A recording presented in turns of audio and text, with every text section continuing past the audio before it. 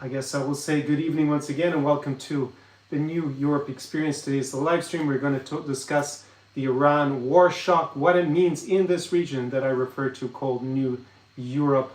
It's been a very eventful series of weeks. It's going to have at least medium-term repercussions across the globe, and we don't know exactly what's going to happen, how it's all going to conclude, because the Strait of Hormuz is currently blocked for most shipping, and it is a waterway that contains or is related to about 15% of the world's trade, actually, from what I read online. So it's actually super important. 15% of the world's economy, that's it. That depends on the Strait of Hormuz. So a big shock. Is this going to be something that's going to be comparable to the oil shocks that we saw in the 1970s? Well, I didn't really see the 1970s. It's a long time ago.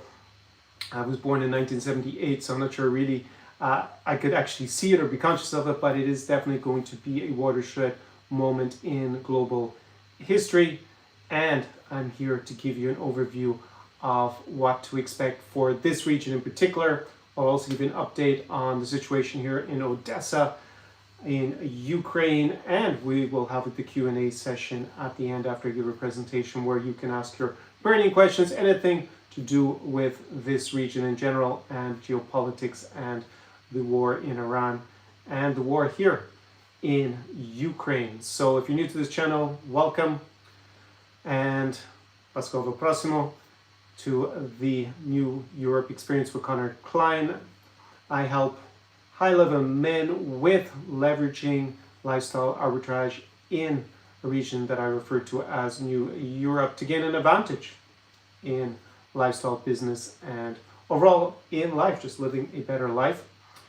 And what do I mean by lifestyle arbitrage? Well, there are certain things in this region that if you can transplant yourself here doesn't have to be a permanent move, it can be just going back and forth regularly, you will be able to tap into that you can't presumably do to the same extent wherever you are watching this from. So can be easily about implementing a business that is already proven to be successful in North America or Western Europe and just doing the same thing in this region because it is not as economically developed, although it is not that far behind, especially if we're talking about countries like Poland. It can be cost of living. Going to get into that a lot in today's live stream because as one would expect with the inflation that we've been seeing and going to continue to see, if the oil prices stay this high, then things on average tend to be at a lower price point here for the same quality as you're going to see in, say, the United States or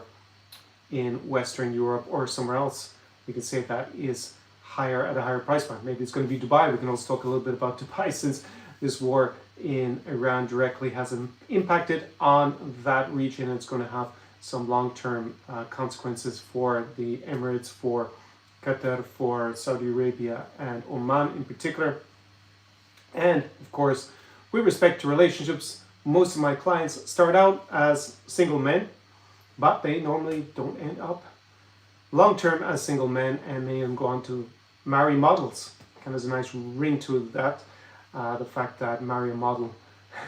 Not that all my clients end up marrying models, but they definitely do very well for themselves in general. Just that here in this region, it is the part of the world with the highest concentration of female beauty, in my opinion, and in the opinion of, I would say, the vast majority of men that come here, and also maybe the values are going to be something that's more compatible for you.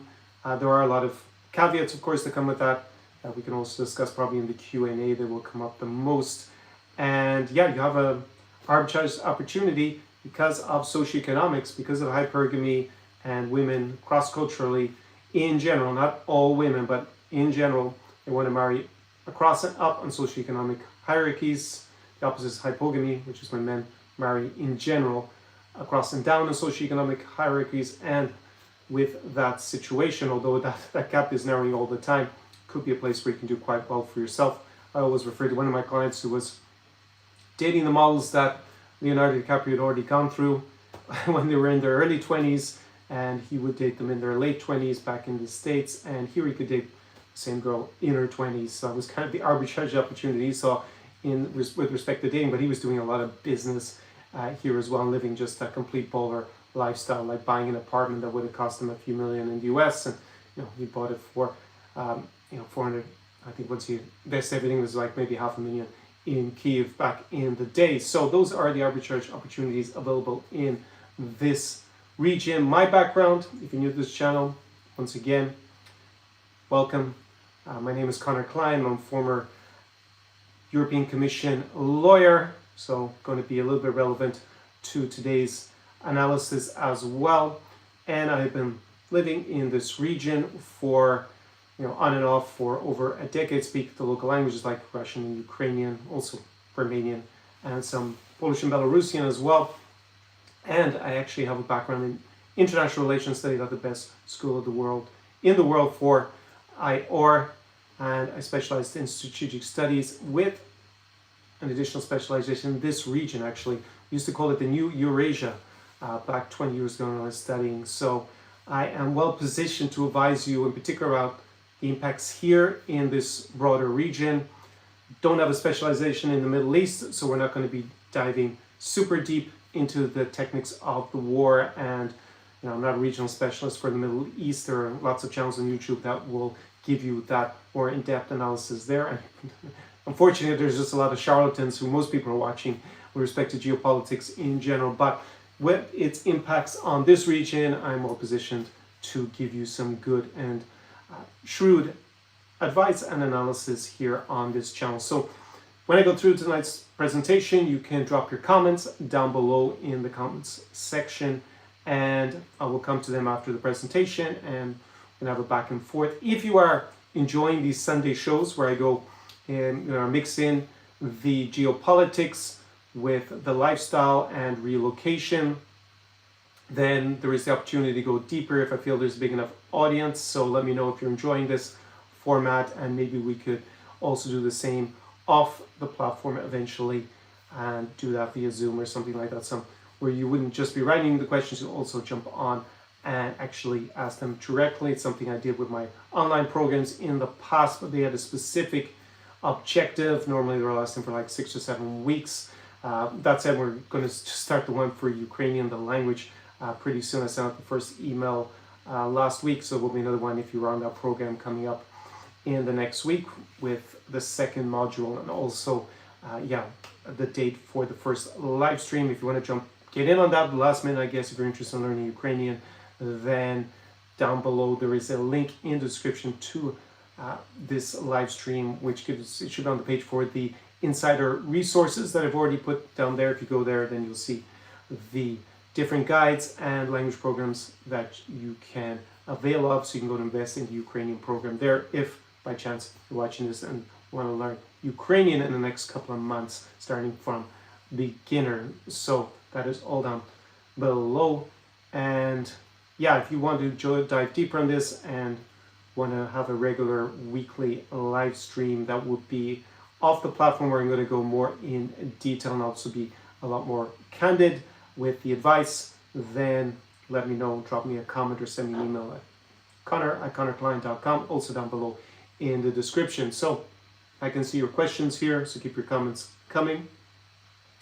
And before I get into the presentation, which is going to be on the Iran war and its impacts here, a little bit of housekeeping. I already started to refer to it down below in the description to this live stream. Like all live streams, there is a series of links where I help you, the viewer, that you have first my insider resources there. You have my insider guides for coming to this region. I've published the guides for Ukraine and for Moldova. There are links to those down below. But also, I have published one for going to wonderful Warsaw.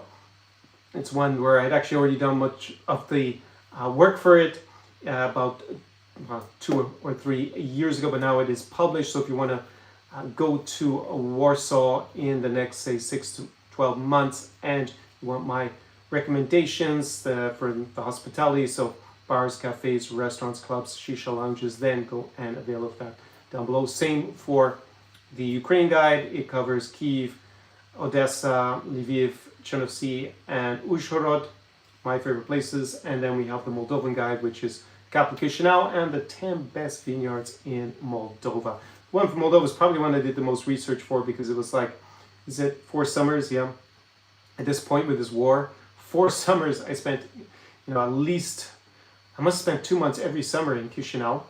We say the summer's maybe 4 months long, the summer season. So I went to literally hundreds of places. So I can definitely give you the most comprehensive guide to going to cafes, restaurants, bars, clubs, shisha lounges in Chisinau. It is down below, all that good stuff. Also, I have my new Europe Insider AI, which is trained on my material here, not just on YouTube, but also on some of my premium programs. So if you have discrete questions, you want to be able to tap into my knowledge, not just here in the live stream where you have to be on the live stream and ask me the question, but maybe you have discrete questions that you would like to ask me at any time, 24/7, then you can go invest in the New Europe Insider AI. It is not quite the same as obviously having me, on a consulting call. Definitely, if you have an edge case or you want a really specifically bespoke plan, then you can go and invest in the consulting call. Which is someone an hour ago just booked one. So, and he's from Asia, and he hadn't really outlined exactly what he wants to talk about, but I have a little bit of an idea since you wrote to me beforehand. So for those edge cases, or you want that personalized bespoke advice, then you can go and invest in a consulting call. Again, down below is the link to that. But if you have just more broad questions that you are looking for research, it is a huge improvement on ChatGPT. I tested ChatGPT on my advice specific answer for it, and it gets you about 20 or 30% of the way there. It's better than a Google search for sure. Maybe more efficient than spending tens of hours watching my videos. You can of course do that. I guess with the advertising revenue, maybe that's more lucrative for me if everybody goes so much, spends weeks on end just viewing my videos. But if you want to be able to ask the questions straight away, rather than doing the training of reading, watching hundreds of hours of content, which is what I must have on YouTube at this stage, then you have the AI until tomorrow. Is that when I said it was? Yeah, I actually said it was tonight. So yeah, that's true. At midnight tonight, Eastern Standard Time, is the deadline for availing of the founder's price. That is 39 euros per month. So about, I guess that's about, works out about 44 US dollars per month. It will go up again after tonight, midnight Eastern Standard Time. I did have it last week for the beta group, but now we've tested. So this is the second allotment. So if you want that, go and grab it tonight, basically. And otherwise, you got my in-person immersion. If you want to actually come to a city in this region with me as your mentor, it's going to be unforgettable. Up to a week together in a city in this region, where I guide you through everything in terms of the networks and the ecosystems in a city in this region. And you will have an unbelievable and unforgettable experience. We'll also go out and socialize at my favorite spots with my crew, and of course the amazingly beautiful and sophisticated women of this region, and meet a lot of cool guys who are based here as well. If you want that kind of personalized, super personalized, because you will be with me, it is by application only. It's not something everybody qualifies for, because it is in person and it is super bespoke. At that point, you can go and apply down below. In the words of Wayne Gretzky, who is kind of misquoted also by me, in the sense, you miss 100% of the shots you never take, because he never actually meant it in the way that everyone uses. Apparently, I watched an interview with him when he was saying that he was getting frustrated because everyone was telling him to shoot all the time when he was always looking to pass. But in any case, you get my point. Down below is the application form. You can also go and read more information about it on my website. So there, the different ways in which I help my clients more directly with achieving their goals in this region, which is basically to leverage the lifestyle arbitrage opportunities that are here to gain an advantage and do better when they are here. And it is a region that is not for everybody. I spoke with a leading, lifestyle YouTuber, does something similar in Latin America recently. So let's see if we do an interview together. It's probably going to be of more value to him because some of you are also interested in going to Latin America. And obviously we have a war here in Ukraine, but in the short term, it will probably be more in his interest, but I think medium term for sure, it will be a good collaboration also for this channel. And yeah, if you want to not be in a war zone, then or a country at war. I wouldn't say a war zone if you're here in Odesa. Then obviously there are places that are further away from the Middle East and from Russia that are going to be more appealing for some people. At the same time, you have to be worried about other problems in, say, Brazil, Colombia. We're getting drugged and robbed. Like, it's kind of crazy. There was another horrific murder of a tourist in Colombia, Scalopamine, again, really terrible. Yeah, it was a guy who was on stopover. He was he's working on, he wasn't the pilot, but he's called air steward on a flight. I think it was with American Airlines or was United? I can't remember which airline. But yeah, he had a stopover, was with some colleagues, and yeah, they got drugged, both of them. And the girl survived, but he unfortunately didn't. So yeah, the chances of something bad happening to Cisco are actually higher in apparently Medellin, basically, than here. But then again, I guess they have more tourism than we have in Ukraine. So bear all that in mind, that this is a super niche channel at this point, especially when we're talking about Ukraine. However, with the broader region, Poland, for example, is extremely popular for relocation.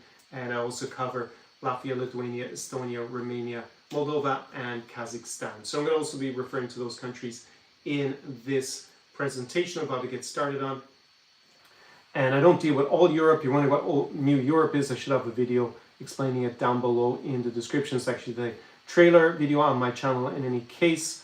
And it is the region between Germany and Russia. So it's part of Europe that was under communism. And since the early 90s, late 1980s, has managed to escape from that and become independent of Moscow. In general, I deal with a handful of countries. They happen to be countries that are of particular interest to guys who are single, as opposed to guys who are in couples. Maybe that's changing with Poland and, you know, going into the Baltics. But in general, it's pretty, the reason for that is actually pretty hard to convince if you are in a relationship and they're not from the region, to actually spend lots of time in a place like even Latvia for some reason, unless they are, you know, open to that region in general. It's not really what I see couples doing. So most of my clients, they start off single, and yeah, they end up in general with someone from this region.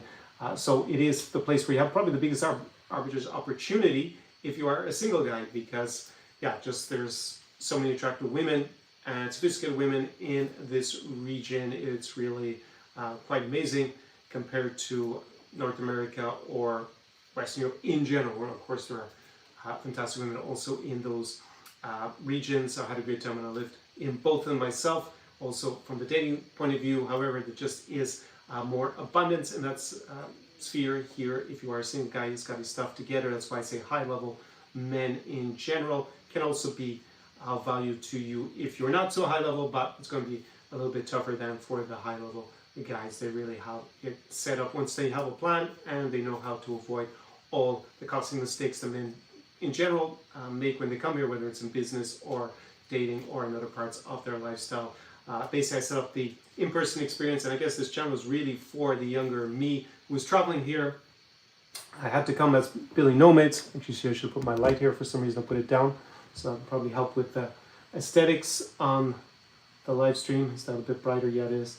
And yeah, the younger self, when I was traveling here, I didn't have anyone who wanted to come with me to this region. And basically, I was traveling as Billy Nomads all the time. It was a bit of a struggle. Of course, I still had some great character building by doing that, and also I still had some great experiences. However, the amount of time I wasted by not having a local crew in the local context, yeah, it was only when I developed that a little bit through serendipity later on that I realized, damn, what was I doing for the first 5 years of traveling here, because I really left so much money on the table, using that metaphor in lots of different aspects of my lifestyle when I was here. Anyways, let me get into the live stream. Hopefully that light is a little bit better. I must have put it down when I was about to start the live stream and forgot to put it on. So what we have seen with Operation Epic Fury, so we're over a month into it at this point, and it has not proven to be the quick victory that Benjamin Netanyahu and Donald Trump expected at the outset. They assassinated much of the leadership of Iran, destroyed much of their military equipment and other infrastructure. However, they just replaced them with other people, and they had a strategy in place. They have targeted US military bases in the region, Israel, and also other pieces of infrastructure, and even hit some civilian objects in countries like the United Arab Emirates, Saudi Arabia, Bahrain, Qatar, I think Kuwait, Oman. They tried to hit Cyprus. I'm not sure how successful. They even tried to hit, was it Diego Garcia, the American military base on that territory. This, part of, I guess, governed by the United Kingdom. Still, no descent on deal with Mauritius to kind of decolonize. I'm not sure why it would necessarily belong to Mauritius, considering how far apart it is, and the local, wouldn't it be better just to give it back to people who lived there before and let them go back? But anyways, that's getting way off target with this live stream and the topic. So we've seen that as a big consequence. That's obviously meant that tourism has collapsed in the Middle East. Also, a lot of people are reconsidering their relocation to Dubai, for example. I had a live stream that a few weeks back about what that's going to entail for the medium to long term for the United Arab Emirates. It does not turn out to be the safe haven a lot of people thought. I don't know why they were so naive about that. It's not like the Houthis hadn't hit, I think it was Abu Dhabi airport in the past. So it was always sitting there like a ticking time bomb that something was going to happen in the region. It's like basically a super volatile region in general geopolitically in terms of potential for war. And we have seen the oil price climb to over $100 a barrel. This, I think it was, what was it before this started? Was it 40 or 50? It was pretty low by historical standards, and that has had huge consequences for cost of living. If you're in a country here in Europe or in North America, the price of oil basically pushes up everything across the economy. Haven't seen so much inflation yet here in Ukraine. We did have a bit of inflation just before the operation. It seemed like everything jumped about 10% there about 2 months ago. And, I had my flat white index because I drink flat white a few times every day. So now I am paying, I'll have to go and look at my phone, see what it was today, but I saw 115. So it's probably about €2.15, €2.20 for my flat white. So yeah, before it was about €2 3 months ago. So there you see it's got 10% in 3 months. However, that's obviously extremely attractive price-wise compared to probably where you had your flat white or coffee this morning, especially if it was in Western Europe and North America. You'd normally be paying at around double that in general. I think in Galway I was paying $4.50 4 years ago for my flat white. I had quite a famous cafe. It's actually in the top 100 cafes in the world even. Maybe not just Europe. I saw a listing. So the inflation is going to be a big issue politically in Europe, and the Strait of Hormuz is closed for now. It affects 15% of the global economy from what I read online. Maybe we should check what the global maritime trade, that's what it was in 2023. So to be exactly correct. So not the world economy, but global maritime trade. So it's a huge, choke point. And it will be hard to put the genie back in the bottle now that Iran has been able to extract a lot of resources from countries that are desperate to get shipping out through the Strait of Hormuz, and there is potential there around Aden. I guess the Houthis might try and close that strait next of all.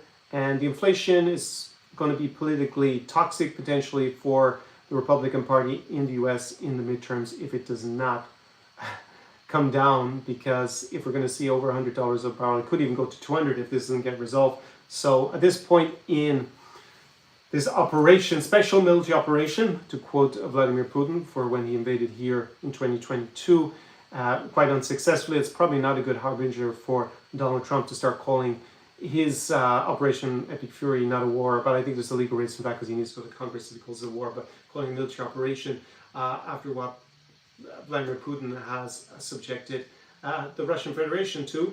But I don't see it going on for 4 years because he's going to have to deal with the elections in the midterm, and that could leave him a lame duck president in the extreme, and maybe even another impeachment hearing if the Republicans lose the majority in the House of Representatives, which looks very likely in any case, even before this, just with the way that these elections, midterms tend to seesaw. It's very unusual for the incumbent to do well and they could even lose control of the Senate, but probably not enough that Donald Trump would actually get convicted if the politicians vote on party lines. But basically, he has a huge incentive to see this war come to a conclusion and the Strait of Hormuz to be reopened. The problem is that Iran and its new leadership doesn't want to play ball with that, so he's in a lot of trouble, and he doesn't have that many great options. He has, basically a big dilemma about what to do, because he doesn't want to have to escalate by sending U.S. troops to fight on the ground in Iran, but that is looking increasingly likely because he's apparently hadn't planned to do that, so he didn't have the troops in the region. But now that they have been sent there, it looks like there are preparations underway for escalating the conflict with ground troops. How far he will go is unclear. That seems the most likely to me. If he were just to walk away and abandon it, there probably would be a resolution in terms of the other countries that depend more than the US, like we're going to get into in tonight's live stream, the Western European countries, but they are not going to send their own troops to reopen it. Definitely not in the short run, and definitely not, I would say probably almost certainly not before the midterm. So politically, it is really bad for Donald Trump if he just leaves and leaves the mess that he created in the Middle East, because basically he won't have achieved really anything strategically. He'll replace the leadership with maybe even worse leadership from the US's point of view and Israel's point of view if he walks away now, since there hasn't been any regime change. And they degraded some of their military capability for sure, maybe affected their nuclear program. It's not very clear that they were very far along since the previous attacks by the US and Israel back last summer. And you just have a high oil price, and basically left a huge mess, also damaged his relations even further with his NATO allies. He's affected the balance here in the Russo-Ukrainian War. In many ways, it's hard to see who's getting more from it, Ukraine or Russia, at this juncture, and a lot will depend on what happens next with what Donald Trump tries to do. So we're going to see clearly not the best, well thought out military operations, since now there is a need to have to escalate, in my opinion. Basically, he's going to have to hope that it works out militarily in terms of achieving their aims with this attack on Iran, and let's see what happens in the coming weeks. Your guess is as good as mine in terms of how likely it is to succeed, since I don't think Donald Trump really knows what he is going to do now that the initial attacks didn't lead to the desired result. So we have this mess basically in terms of the global economy, a potential of a global recession, and inflected, I guess they'll be calling it Trumpflation pretty soon, since it has a nice ring to it, and Netanyahu-flation doesn't ring quite as well. So I guess his political opponents are definitely going to make hay out of that if it is not resolved pretty soon. Well, we'll see what happens. But in the medium term, we're going to look at how well positioned is Europe in general, in particular this part of Europe, with these potential of a big increase in energy prices. I'm not going to say to this region that it's great just because the oil price went up for most of the countries that I deal with. In fact, there is one, and see if you can guess, write it in the comments. If you can guess, there's one country that's probably going to be pretty happy about this whole crisis. It's a country that I feature on this channel because they are going to probably make a lot more money as a result. Write down if you can guess which one it is. The countries I deal with, just to recap, are Latvia, Estonia, Lithuania, Poland, Moldova, Ukraine, Romania, and Kazakhstan. So that's probably will help you narrow it down. So we have that choke point in supply chains, escalation I've dealt with, and in particular countries in Western Europe like Germany, because of the energy policy under Chancellor Merkel, who was there for I guess around 20 years, and before that Schroeder, who then when he lost the election went and worked for Gazprom. So they set up basically to get resources, a lot of their energy needs from Russia. Now with the Russo-Ukrainian War, that was already in 2014, that wasn't the sharpest policy because it left them beholden to Russia and Vladimir Putin. And I guess they were just hoping that Russia wouldn't escalate the war in Ukraine that they started in 2014. They had Nord Stream, obviously they built since that, so they wouldn't have to have the gas transit through Ukraine or Poland. And that all blew up in their faces pretty much, and they had denuclearized to a large extent after Fukushima accident in Japan many years ago. So Germany in particular has the highest energy costs, I think, of any country in the European Union.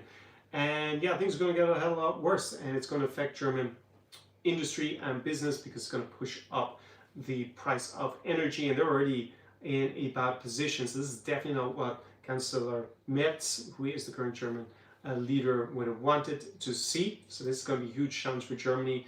Going to be in a lot of Western European countries. Also, a lot of them are involved in the maritime trade itself. So that can be countries like Denmark, for example, Germany as well. They are going to be affected a lot by the lack of transport that's going to be on maritime transport. This is also going to affect their economies. You have in Southern Europe cost of living crisis basically, and a lot of people are already unhappy with inflation and just how expensive things are. Also my home country of Ireland. Ireland's mainly related to the price of property, people getting on the property ladder. But if you see more and more of your monthly income, if you're a wage earner, suddenly get eaten up by higher energy costs, and that can pass down obviously in terms of food. You go to a restaurant and basically everything has, the oil price has some impact on it. Also, when you go to take a holiday, it's going to cost you more to fly. You can see how Ryanair, Michael Leary, how he reacts to it. I must read his analysis, since he's one of Ireland's leading businessmen over the last 20 years and deals with an industry, the airline industry, that is obviously heavily impacted by the price of oil in general. So we're going to see probably a big shipping and trade shock in Western Europe. So for Western European countries, it's a pretty bad situation. That's why we're saying that even if Donald Trump were to just abandon and walk away and say, hey, it's someone else's problem, European countries would probably diplomatically need to get the strait opened. I don't think they're going to be sending troops in the short term, for sure. Maybe in the medium term, if Iran just wouldn't open them up, they'd have to do that. But because they're going to basically bear the brunt, we'll say in the collective West, for what the mess that Trump would have created in that scenario, if he doesn't resolve it with presumably impending escalation, then yeah, those countries are going to see probably a recession. The Eurozone in general, its growth rate is pretty anemic, and this will be enough to push it into a recession. However, the part of Europe that I focus on is New Europe. So that is the countries in Central and Eastern Europe. I call it New Europe. And in fact, they are pretty well insulated to deal with this kind of shock, because they've also taken a lot of measures to deal with Russia and having their own energy independence. So they're actually not as dependent on that region in general. Now, I'm not saying that everything's going to be great in Latvia and Estonia and Poland. No, it's going to be a challenge, but it's not going to be as big a challenge for those countries. They are actually in a lot better position to deal with this oil shock than the countries in Southern Europe. We used to call them, when I worked at the European Commission, Club Med. If you know, there was like a holiday company back in the day. I think it was popular in like the 80s, called Club Med. So countries like Spain, France, Italy, Portugal, Greece. These countries, they on trade issues, at least when I worked in the European Union institutions, they used to actually vote on trade issues, because I dealt with trade issues when I was there. They used to vote pretty much, not always 100% at the same time, but kind of as a block. And then you had them more, because they were more in favor of protectionism in general. Obviously, this could change depending on the different topic that was being discussed, the different products that were being imported. However, in Northern Europe, like the Scandinavian countries, Nordic countries in general, and the United Kingdom, when it was part of the European Union, since I worked at EU institutions when the UK was still a member, they were more in favor of free trade and less protectionism. So those countries in the Club Med, going to be a difficult time for them, and in Western Europe in general. But the countries like Poland, the Baltics, they have less of an exposure, bit relative than the countries in Western Europe. They have more energy independence. They've already built that in and made that shift, especially with Russia as a neighbor. They've always been more wary, and they've had a policy for many years to try and get away from being dependent on Russia so much and on oil. So they have investments in their own energy resources. Nuclear has come back into vogue, and maybe just because Germany decided to denuclearize in terms of energy, it wasn't the same in countries in this region.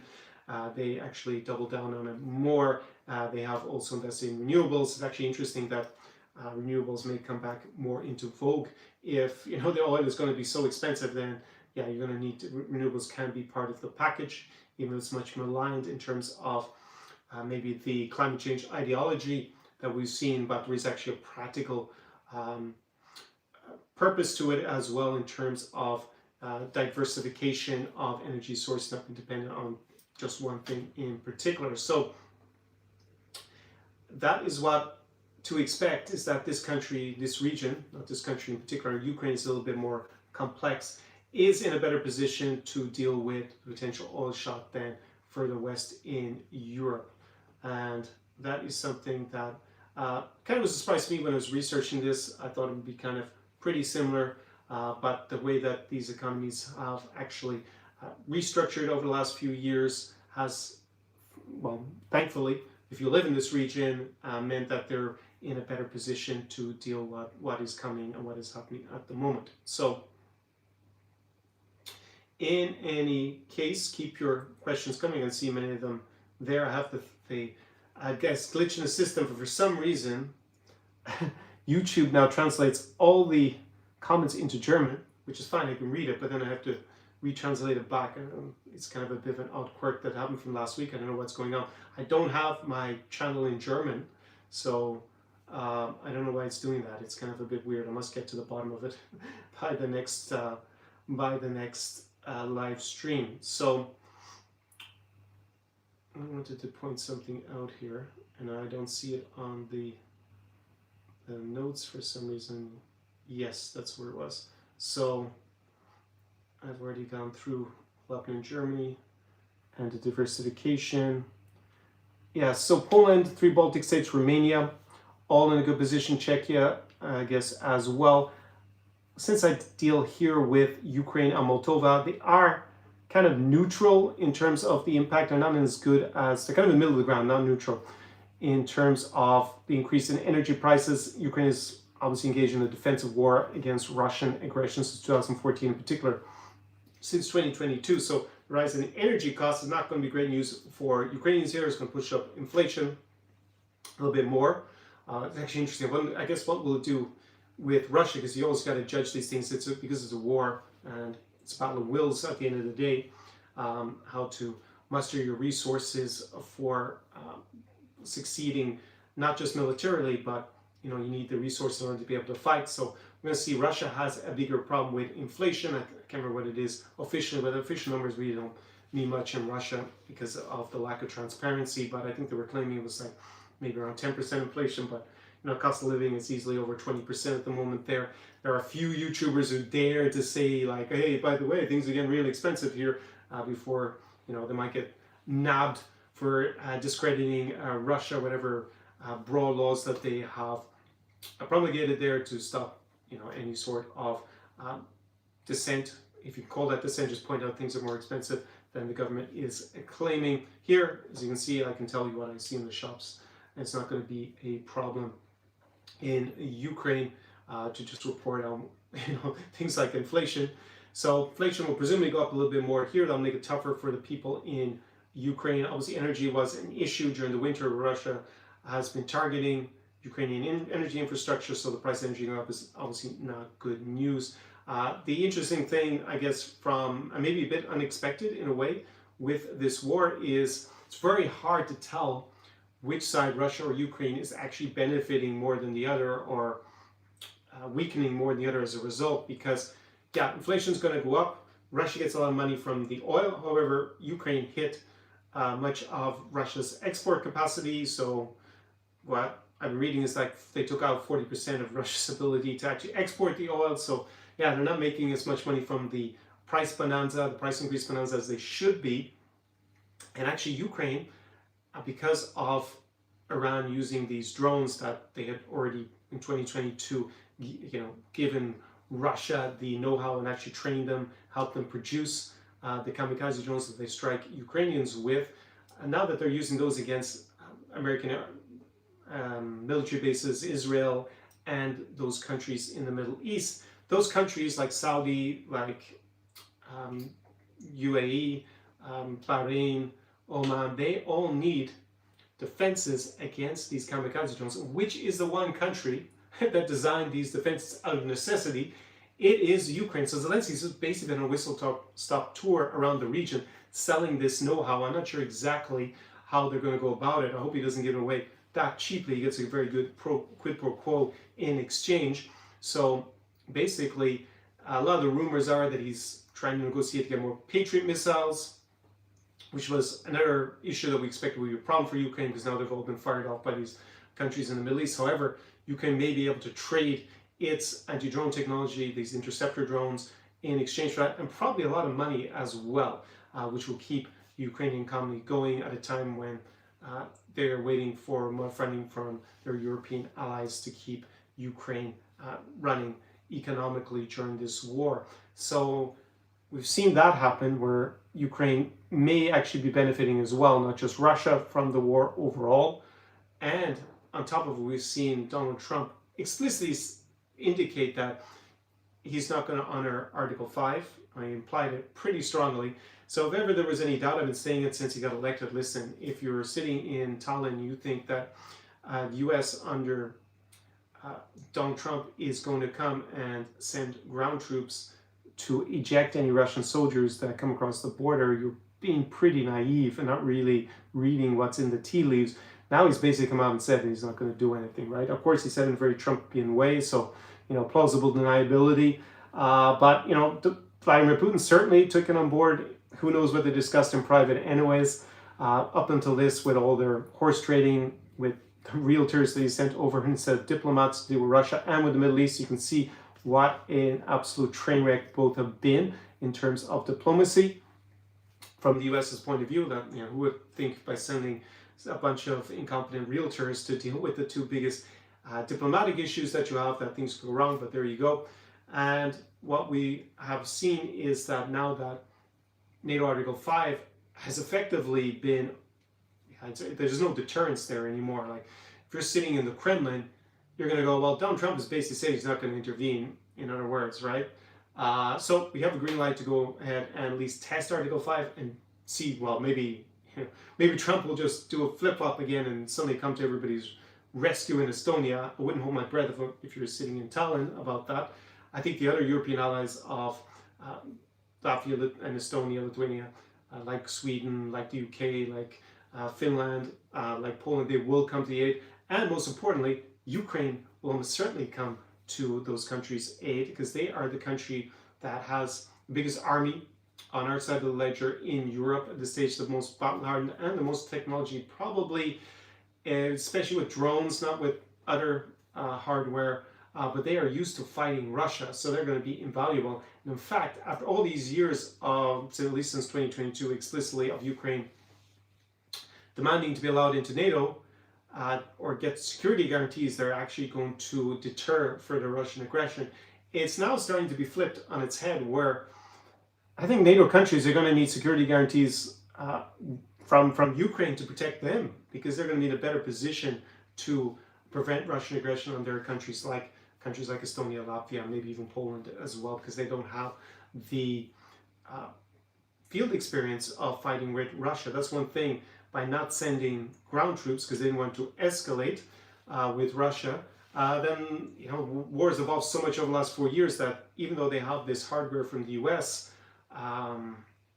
it's not going to be the same as actually having battle-hardened troops. It's going to be a big weakness for them. So they almost certainly will need Ukraine's help. So the dynamics in the war, it's very unclear. On the battlefield, just as an update, Russia really isn't making any progress. The weather, it's actually a fantastic day today in Odesa. Sun was shining, will be the same tomorrow.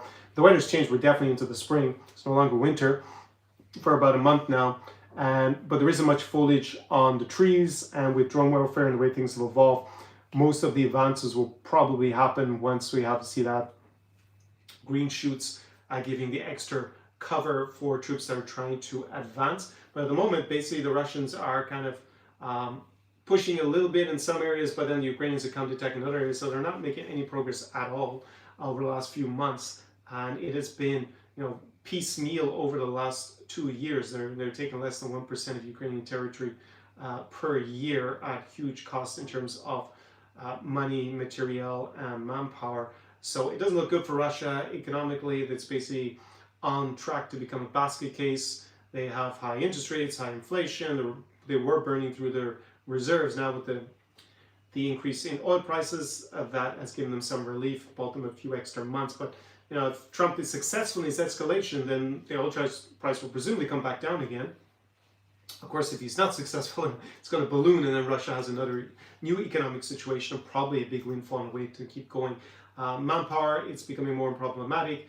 Russia in the last 2 months has implemented a lot of measures that suggest to me that they're going to go for another mobilization by the summer. They basically have been clamping down on the ability to communicate. So Telegram has now basically been taken, it's been throttled completely. And I was seeing that Durov, the founder of Telegram, was talking about, but there was huge attempts to basically eliminate Telegram in Russia. Of course, people use VPNs, and now they're probably going to figure out a way to limit the VPNs and get everybody on a state control messaging service.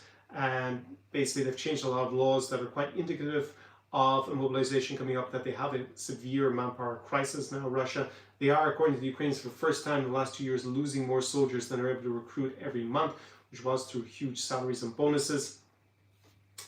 And they're now given out a partial mobilization order for Crimea for the first time. They've already burned through the other occupied territories of Ukraine in terms of conscripting the men in those regions. It was between 80 and 60, or was it 65 even, I think, in the occupied territories. Now they're starting to, from April 1st, so it's already started, to mobilize, I guess they're the reserves who are from Crimea. But that was kind of an implied social contract between Vladimir Putin and people in Crimea, that they wouldn't be mobilized before the rest of Russia was. Russia de facto, not de jure, not legally Russia. So he's already broken that, so it's just that mobilization is going to come. And the last time he did that was in the autumn of 2022, and 1 million Russian men left the country.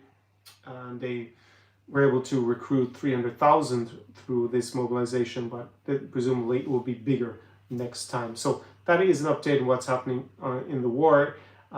Ukraine is becoming a security provider. I've been talking since last summer that there are 3 big industries, reasons to come to Ukraine if you're going to invest.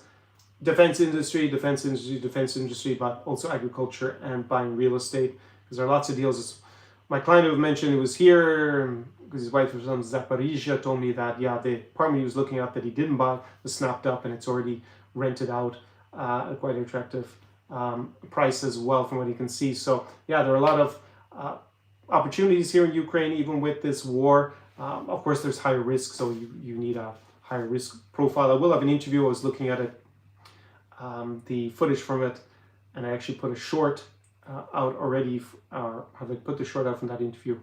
No, actually I haven't yet. It'll come later this week, where I interview a real estate investor and businessman who's invested in some business in Ukraine about the current situation. And I think that's the opening line of it, is that, if you don't have a reasonable risk tolerance, then probably wait until the war is over. But if you are willing to come and look for higher returns, then Ukraine could be an interesting place right now. So I did say there was one country, I don't know, let me look at the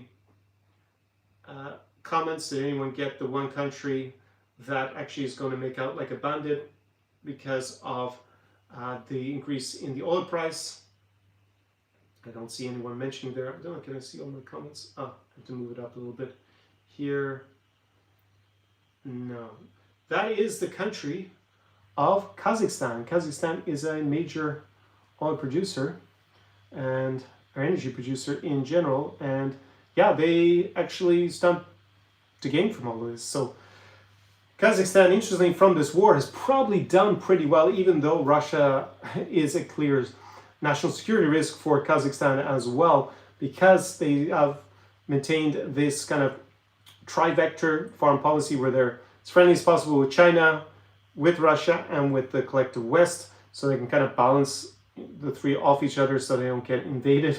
Well, they're realistically only going to be invaded by China or Russia. I mean, obviously the West is too far away to directly invade them.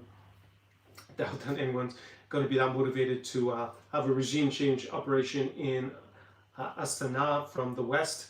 Wouldn't seem very likely. But they also do have oil, and yeah, Kazakhstan basically has done very well with a lot of sanction evasion. They have, a lot of it goes through Kazakhstan, goes through a lot of countries that are closer to Russia. And yeah, things like the oil price now going up also help with Kazakhstan and their economy, which is very connected to Russian economy. So it hadn't been doing great from what I can see, at least. The price level last time it was in Almaty October, it was very competitive. It was the cheapest I think I've seen it relative to other countries since I started going there. So yeah, it seemed the economy was struggling a little bit, but probably with this increase in the oil price, it's going to rebound. So they're probably pretty happy with the war going on, both the war in the Middle East for sure, and maybe even the war in Ukraine, because if Russia's tied down fighting in the fields of eastern and southern Ukraine, then they don't have the capacity to send them across the steppes of Central Asia to try to take over Astana, which is in the north. And I think even if that were to happen, then the Kazakhstanis would move the capital pretty quickly to Almaty in the south. So Kazakhstan probably pretty happy with the situation, shows the perverse incentives that war can create.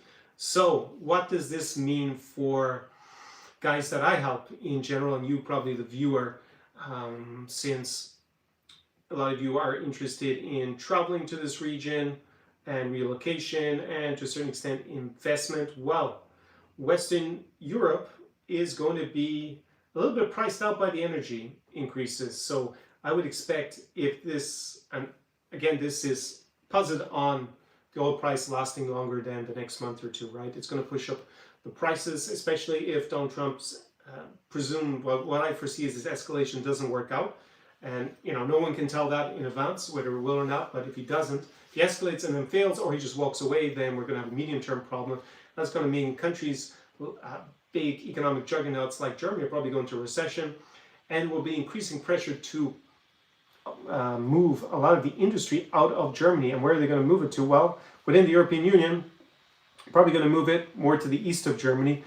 Somebody in Central Europe will probably get more of that relocation business out. I guess we can call it outsourcing. But anyways, they're going to move the means of production over there where the energy prices are going to be lower, more likely, and that will see more business actually moving. Of course, there are always pluses and minuses. I mean, the price of everything is also going to go up in Central Europe, but not to the same extent as it looks like going up in a place like Germany and parts of Western Europe. So you're definitely going to see that. I think in terms of the relocation business, not just companies moving, but I think people, especially if they can work online, it's going to become even more attractive, especially if you're young, you have an online job, kind of the digital nomad idea.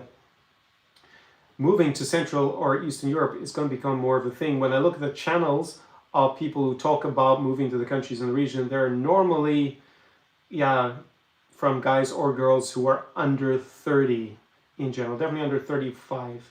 And that's going to increase. There aren't too many retirees, going to Poland to retire unless they got Polish roots. You see more of the retiree in Europe, which there are a lot, but it's mainly to go to Spain, to Portugal, maybe to Greece, maybe to Albania, Montenegro, somewhere like that where it's warmer. And that seems to be quite popular. But I think in terms of young, more dynamic, still working and able to work online, countries like Czechia, Poland, if you have, for some of my clients, it was an issue if they actually left the European Union, like they weren't allowed to come and work remotely in Moldova or Ukraine, but they were allowed to go to Poland, for example, or to Lithuania or Latvia. So it just depends on what's the nature of business that you're involved in. Then definitely those countries are going to become more attractive. Don't think it's pennies on the pound or cents on the dollar. Like my flat white index is still costing me like over €4 in Warsaw to have a flat white. It's going to be €3, like 90 in Tallinn. It's going to be cheaper than being in London or Paris or Berlin.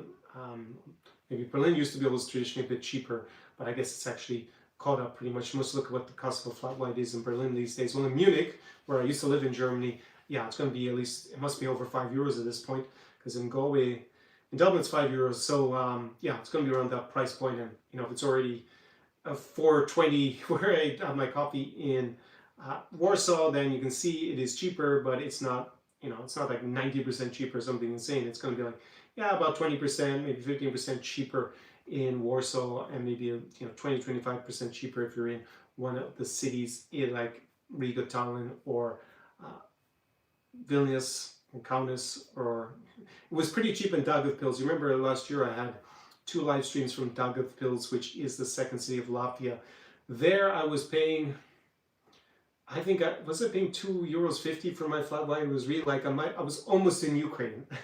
I think it was, yeah, it was cheaper than Chisinau, because it's a pretty, I wouldn't say dilapidated part of Latvia, but it's definitely economically underdeveloped, one of the most in the European Union, I would say even. But yeah, that's the upside. They had a great flat white for $2.50. So depending where you, I guess you could go to Daugavpils if you really want to take advantage of the lower cost of living. You can, yeah, most people in the city speak Russian there. So I guess if you want to learn Russian, that's one of the best places, maybe Narva as well, if you wanted to be in a city that's Russian speaking in the European Union. There was actually a lot of language students, because they don't go to Russia anymore. The European language students that want to learn Russian, they were going to Daugavpils. It was full of them, from the Netherlands in particular. So I hung out with a lot of Dutch lads there. I had a few nights partying with them, so it was a bit of fun. So we expect to see more of a push for people who want to do this work online lifestyle, and they will have a bigger economic incentive to move even further eastwards in Europe.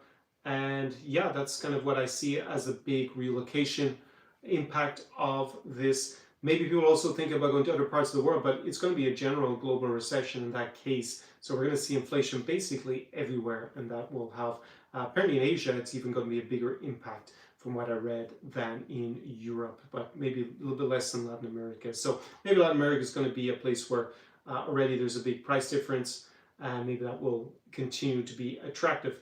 The social dynamics of maybe migration patterns, in particular here in Ukraine, obviously if things go up and life gets tougher in Western Europe, then probably more Ukrainians will actually come back to the country, even though here we're not as well positioned, or they will move to other parts of the region, like going to Poland, for example. Probably still going to be very popular. There is an issue for Ukrainians who went with the Unite for Ukraine program that Biden had, that, you know, Trump's administration is pretty anti-immigration in general, even it's illegal immigration. So they made it quite hard for Ukrainians to continue to work while they're there. They're not deporting them, but yeah, if you're a man living in, a Ukrainian guy living in the US who came in that program, then probably you're expect to be the main breadwinner in Ukrainian society if you went with your wife or partner, and probably under a lot of pressure if you're unable to work. There's been a lot of complaints about that in the last year or so. As things go up in price in Western Europe and presumably also in the US, then there will be more of an incentive to move back. Maybe not necessarily to Ukraine, because if you're a man of military age, maybe you don't want to come back for now, but go to another country in the region, like Poland, for example, or Romania. There are still not as many Ukrainians in Romania as you see in Poland or Czechia or Slovakia or Estonia or Lithuania. There's a fair few. The one country that don't go and stay in is Hungary, and we'll get to that in the second part of tonight's live stream, because they have an election coming up next week. There's actually remarkably few Ukrainians in Hungary, and that says a lot about Hungarian politics and how the country is set up. Yeah, because overall, Ukrainians are a net benefit, basically, to the countries that they move to, since there's more of them working and paying taxes than the ones that don't work and take welfare in general. Yeah, so we're going to see more Ukrainians coming back. I guess more Ukrainian girls as well might decide to come back to Ukraine. And I think the big impact is going to be on the Middle East, because a lot of girls, attractive women, perhaps not the best morals, they go and work in countries like United Arab Emirates, not always doing things that are viceful. Of course, there's lots of things they can be doing. I'm making a blanket generalization. However, the current situation is not looking good for the medium term for the Gulf states, and many of those women are also going to come back. Also, maybe a few rich guys are going to pull their money and move back into this region as well, or some other part of the world. Also, many good guys who are influencers, some of them in my clients. I never had anyone who actually wanted to relocate from the Gulf at the time. I had many inquiries and guys who go there occasionally. But most of my clients in general just didn't like Dubai that much, especially from the dating point of view. So I guess that's why they were more interested in this region in the first place. I would expect that to increase. There is one of these residency YouTube channels, and he moved to Georgia. He didn't seem to take into account the geopolitical situation in Georgia when 20% of their territory is occupied by the Russian Federation as it is, and they got a government that's pro-Russian, but a populace in general is not pro-Russian. So there's just like a huge possibility that there's going to be some geopolitical event also in the southern Caucasus, because you got Armenia on one side, Azerbaijan, have already been in wars, and Armenia now is basically telling Russia that's going to leave the CSTO and I think they're also in the Eurasian Economic Area, so now they're threatening to leave it unless things change in their relationship, because Russia was always seen as, since independence, as like the protector of Armenian sovereignty, and they didn't do much to help them with the Nagorno-Karabakh situation. Now Azerbaijan has taken back that territory, which was de jure Azerbaijan, to be clear, even though there are people that were ethnic Armenians. So we're going to see probably a lot of girls leave the Middle East. They will go somewhere else. Doesn't mean they're all going to flood back into Kyiv if they're Ukrainian, or back into Warsaw if they're Polish. Maybe they're going to go to Côte d'Azur or somewhere else, but they will be leaving the Middle East. They will not be the same safety valve, I think, particularly for Russians, actually, because some of my clients have been to Dubai and they said there's just so many Russian girls, more Russian girls there than there have been before a few months ago, which makes sense. The Russian economy is in a lot of trouble, not so many not as many rich Russian guys, and I think a lot of those rich Russian guys also want to avoid any potential mobilization. So I guess moving to Dubai was probably pretty attractive for them. So it's unclear to me where those people will go. I doubt some of them are going to go back to Russia. I guess some will, but in general, they'll probably go to other places where they can go visa-free, or they find it easy to immigrate to, like maybe Serbia. Maybe they could go to Georgia, at least for now. And where else do they go? They go to Thailand a lot, Vietnam. I'm sure there's going to be lots in Southeast Asia. So this is what we'll see in terms of the dynamics, in terms of where people are going to move, in terms of migration, especially if you're a single guy looking, wondering about how this will impact on your dating prospects. Yeah, it depends on where you're living, where you want to hang out.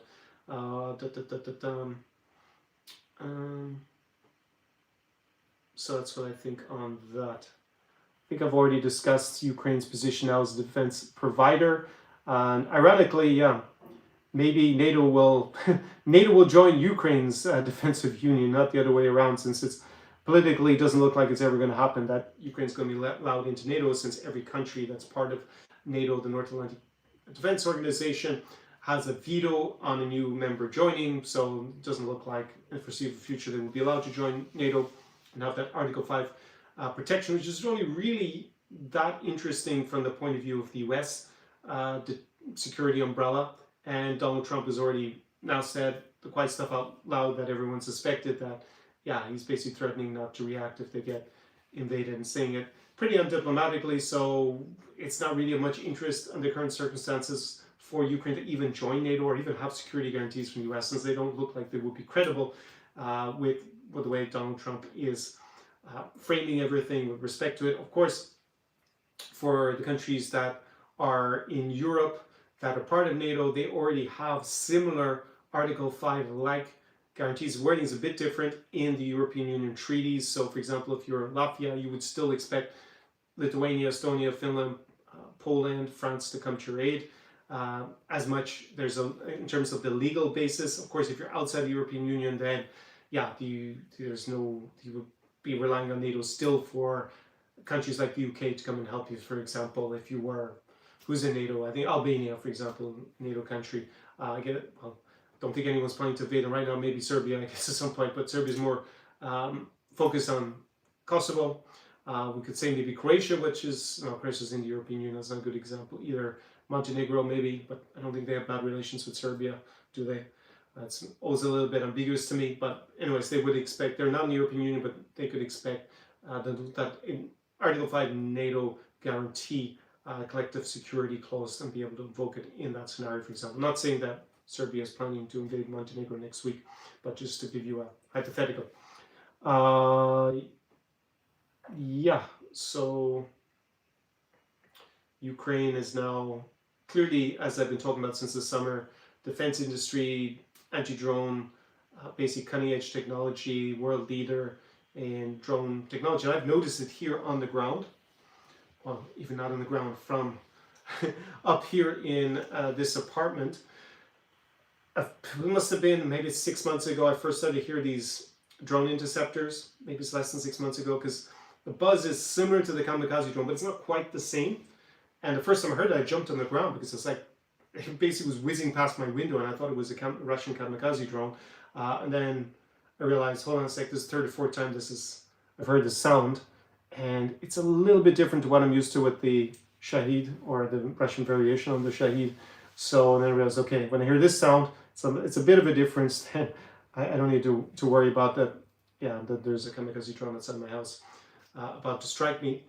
And they have now claimed that they can shoot down over 90% of Russian drones. That would be the highest that it's been throughout this entire war, since Russia started using these Shahids and developing their own version. I think it's called the Garan, since 2022. So this is a huge advancement. So if they're able to shoot down 90% of them already, and hopefully that gets better, it would be better for Ukraine to actually export this technology, especially if they get more Patriot missiles that might be able to shoot down the incoming Moscow ballistic missiles. That would actually be better for Ukraine's defense. So pretty interesting to see. In summary, before I get to the Q&A, yeah, I think just overall, like here, as the energy prices go up, as we have more geopolitical instability, as I made the live stream a few weeks ago, just being a naive tourist, or just watching, especially if you watch conspiracy theory-driven pro-Russian YouTubers who are just saying things that sound super fantastical and, you know, entertaining. Some referred in the last live stream to Professor Jiang, is that his name? Yeah, that guy. First of all, is he really a professor? Why is he? Some claim he's a professor. He's not a professor. Should be the first huge red flag. But yeah, apparently he's a Chinese high school teacher or something, telling me about what's going on outside my window in Ukraine when he's never been here, and he's appearing on pro-Russian YouTube channels. Yeah, you need to take this stuff a lot more seriously going forward. Otherwise, you're going to find yourself sitting in Dubai, wondering why there are drones outside hitting apartments nearby. Yeah, you have to take into account the more unstable geopolitical era that we're now going into. And not all of this to do with Donald Trump taking over as president. There's just a gradual move in that direction as the relative power of countries like in Western Europe and North America starts to decline relatively to other parts of the world. And there's less respect for the rules-based international order. Not that it worked perfectly before anyways, but so with the Russian invasions of this country, Ukraine, that already, for countries that have a veto on the UN Security Council, it's like basically open season in terms of violating international law. And now things have gotten worse in the last year since Donald Trump took over as the peace president, in inverted commas. But we see this, well, so far it's been a mixed special military operation by Donald Trump that has led to this new reality in terms of the cost of living crisis, which is going to get a lot worse. It's going to put a lot more pressure on the middle classes in Europe and in North America, probably just globally. So New Europe is not immune to these problems, but it is better positioned to deal with them than countries in Western Europe, probably the US even, and definitely the Middle East, because the Middle East is obviously affected quite dramatically by it. Do I think that we need to be worried about further Russian aggression in the regional side of Ukraine? I don't see it in the short term, because we already had the testing last summer with Russia sending drones into Poland, for example, and so many air violations of, say, Estonian airspace. It's a little bit less now. Russia's too distracted. They're already diverting resources to the Middle East. And they did start with the preparations with Narva, claiming that Narva's People's Republic. So they've put a few things in place for a potential operation, but that could also be as a distraction, and they'd actually try somewhere else. Don't see it happening right now, but the reality is that Vladimir Putin, we're going to test Article 5. I don't think Trump's comments really make a difference to Vladimir Putin's calculation. He already knows that the chances of Donald Trump reacting are low, and it's whether he's going to be willing to test that for sure in reality or not. So the fact he said out loud, basically just gives people like me who comment just more, I guess, evidence for what I've been saying is my analysis for the best part of the last, 15 months that Donald Trump, since he won the elections, has been in power, before he was inaugurated again. I don't think right now is the time, because they have the war going on in Iran, plus the war here. So are they going to open a third front? Because it's already a second front. Russia's already helping Iran. Allegations are that they're giving the targeting data to Iranians to hit US military personnel and to help them with the strategy to basically attack Israel and the US and their allies in the region. Why this isn't a bigger deal from Donald Trump beats me. And for Benjamin Netanyahu, there should be huge consequences for Russia for that, but it doesn't look like it at the moment. He will probably need the situation to calm down in the Middle East and preferably have a pause in the fighting here in Ukraine. It is possible for them to have, use Spetsnaz, so special forces, to grab part of Narva. And the NATO troops are located 2 hours away for some odd reason. They didn't want to be, I guess, provocative by putting them on the border of Russia, which is exactly where they should be, to actually deter Russia trying to seize, we'll say it's Narva, it could be somewhere else in the region. So I think he would probably be better off to stop the fighting here. So if you ever saw a ceasefire, and I've said this for over a year, see a ceasefire in Ukraine, all of a sudden Russia saying, oh, we'll have a ceasefire. They can then redeploy all those battle-hardened troops to the Baltic region or somewhere else and actually open a new front again and test Article 5 just to see if the US will actually come to the aid of the country that's attacked, and how they would do that. It can be something that's plausibly deniable. So a bit like in Crimea, use little green men as they were known. So soldiers with no insignia, claiming to be locals, and they're part of the Narva People's Republic, but they've suddenly got all this equipment and drones flying around, probably tanks that they just bought in the local shop. That's what they claimed back in the day in 2014. So with respect to the Russian-led, the Kremlin-led attempts to foment an uprising in Donetsk and Luhansk at the time, and other parts of Ukraine as well, here in the south and east of the country. So we could see that, and they would just deny, say, hey, we don't know who those people are. And then if, say, the US did send troops, then presumably those Russian troops just swim back across the river Narva and just claim they were never there, because then they'd know, okay, the US is serious under Donald Trump in terms of defending Article 5. But then if he does nothing, they say, well, there you go. He doesn't do anything. But I do expect the other allies of the country that's attacked, the European allies, to come to their defense and actually repel any Russian attempt to undermine Article 5. So from that point of view, I wouldn't be too concerned about if you have an apartment in Riga or in Tallinn or you're based there. And actually, if you're buying property now, this risk factor is already priced in. I think it's overpriced into the real estate prices in places like Latvia and Estonia. Latvia was reasonably popular because of the fact that you can get residency as a non-EU citizen there if you invest over 250,000 euros in property. It has to be in specific areas, but I guess it's where you're probably going to want to invest anyways. I have a video on it. If I didn't put it down below in the description, I'll put up in a card when watching this on replay. Go watch it. It's my real estate in Riga from about 15 months ago with Karina there, so you can go and watch that if you are interested. So I would say in general, this gives even more reasons to actually come to this region, this crisis. You see that relatively the world's been more unstable anyways everywhere else. So if you're looking for somewhere that's super safe, I don't know where you're going to go, because if it's going to be open season on invading your neighbor, then a lot of countries in Latin America may end up also involved in conflict, could end up in conflict with the US as well as that potential, and with each other. Maybe Australia and New Zealand would be the place to go to, where it's so far away from everywhere and reasonably developed. I doubt New Zealand and Australia are going to go to war with each other. Anyone's going to attack them. China's a bit too far away. So maybe that's the safest part if you're looking for a safe haven, but of course not going to be the cheapest and maybe not the most desirable if you are also a single guy to go there. To those countries, maybe not the worst, but definitely not going to be the El Dorado from that point of view. And otherwise, this region now relatively have a certain amount of geopolitical risk, but it has a lot of upsides. It's more insulated from these inflation and price increases, and I'm going to think we're going to see a lot more interest in moving to this part of Europe as the prices go up in the other parts of the continent. And yeah, we could even see some new migration patterns that actually make it more interesting to be here as well, especially if people come back from the Middle East, countries like the Emirates, as I said. And yeah, Ukraine is basically becoming the defense provider potentially for the region, and we will, I think, almost at this point see some sort of new regional defensive collective.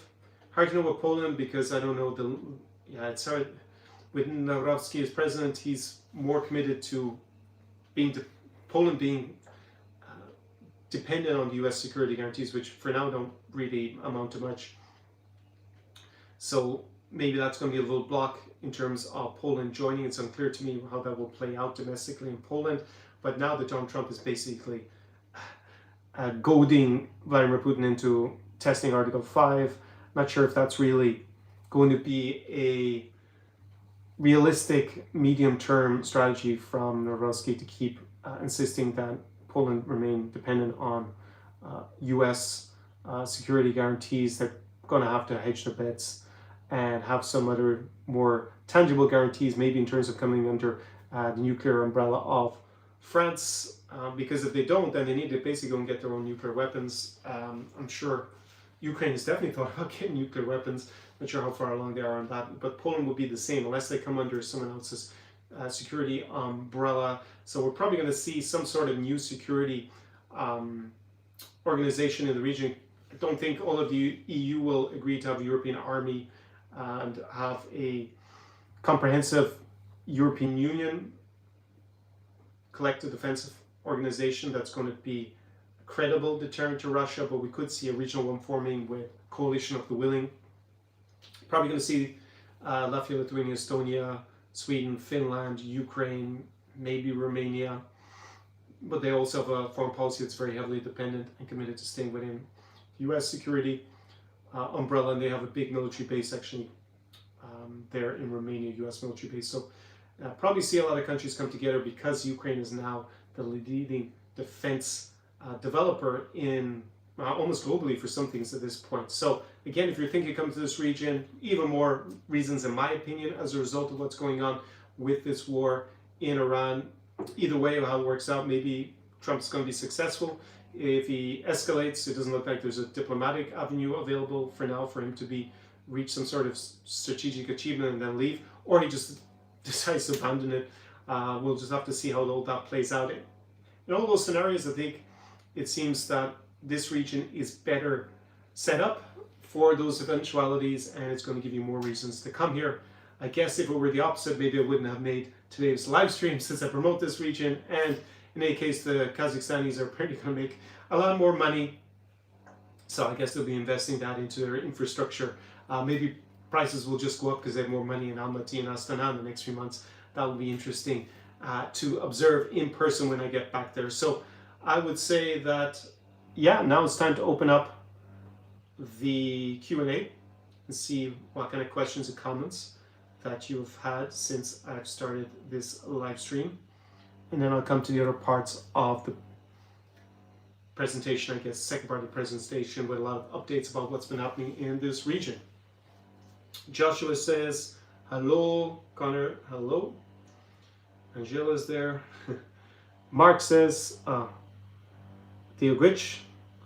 Yeah, it's funny with this. When I scroll over it, I can see what you wrote in English. Well, you actually wrote in Irish, Mark. Diasmarovich is the reply. He actually said hello in Irish, but the German translation said he has money. So it's kind of funny how it got confused. Ozzy asks, what do you think is going to be the #1 hottest city in New York this summer? Lots of parties, beautiful young ladies. So let me just see what other questions I have. I'll come back to that, Ozzy, in a second. Joshua says, most countries that have oil don't export much, but I feel the Middle East by 80% of oil export, not 20% maybe. Yeah. How are prosperous just in Ukraine? Yeah, energy prices have gone up. You can see it on the bills. but they have a lot of domestic production here in Ukraine, so it is somewhat insulated from these global price increases. But it's a world market as well, I guess. So, yeah. Aussie, yeah, I'll come back to you, like the dog. Maybe, but there's just a lot of factors. This is a very complicated geopolitical situation with the war in Iran, and there's so much going on. It's hard to keep up with it. Jeffy says, any update on the Riga waterfront development? I'll come back to Riga in a second. Let me just deal with the geopolitics questions first. Josh says, many tankers, storage facilities, plants have been blown up. Even if the war stops today, it could take 2 years to repair it and ship the same capacity of oil. Yes, and they have to have some resolution with Iran, so they don't demand tribute for people to get out in the future. Thanks for the super chat there, Ben. He would like to add that energy is an economic opportunity. Gas, Ukraine could rival Norway. Might have enough crude oil production, nearly self-sufficient. Yes, Ukraine is pretty self-sufficient. That is the situation. Ben says then that Ukraine will be the European army. The EU as a group will never agree to the austerity necessary to actually have an effective military. I think it will be a coalition of the willing that will go into a European army. I don't think it's really about just the money in terms of having an effective military, because European countries still spend so much money on all these individual armies. It's absolutely ridiculous. Something that I was studying the topic over 20 years ago was aghast about, but they just won't commit to the idea of fighting one army together. There are too many countries that look at it and say, well, we're not close to Russia, so why would we necessarily have our troops fighting in a military and maybe even eligible for conscription or citizens when, well, basically they'll have to fight their way through Poland and the other countries in the way before they get to us. So there's a lot of like free riding on the security, I would say, from that point of view. That's a big issue. Like Ireland is like the worst offender in that. We have neutrality because we're far away from all the enemies, right? So we can sit there with almost no military, but we're going to get a rude awakening if Russia cuts these cables underneath, and we need to have at least a navy to patrol there and an air force. And it's ridiculous at the moment. We're trying to get people to change their mind. They just think, Russia will invade somewhere else before they get to us Irish.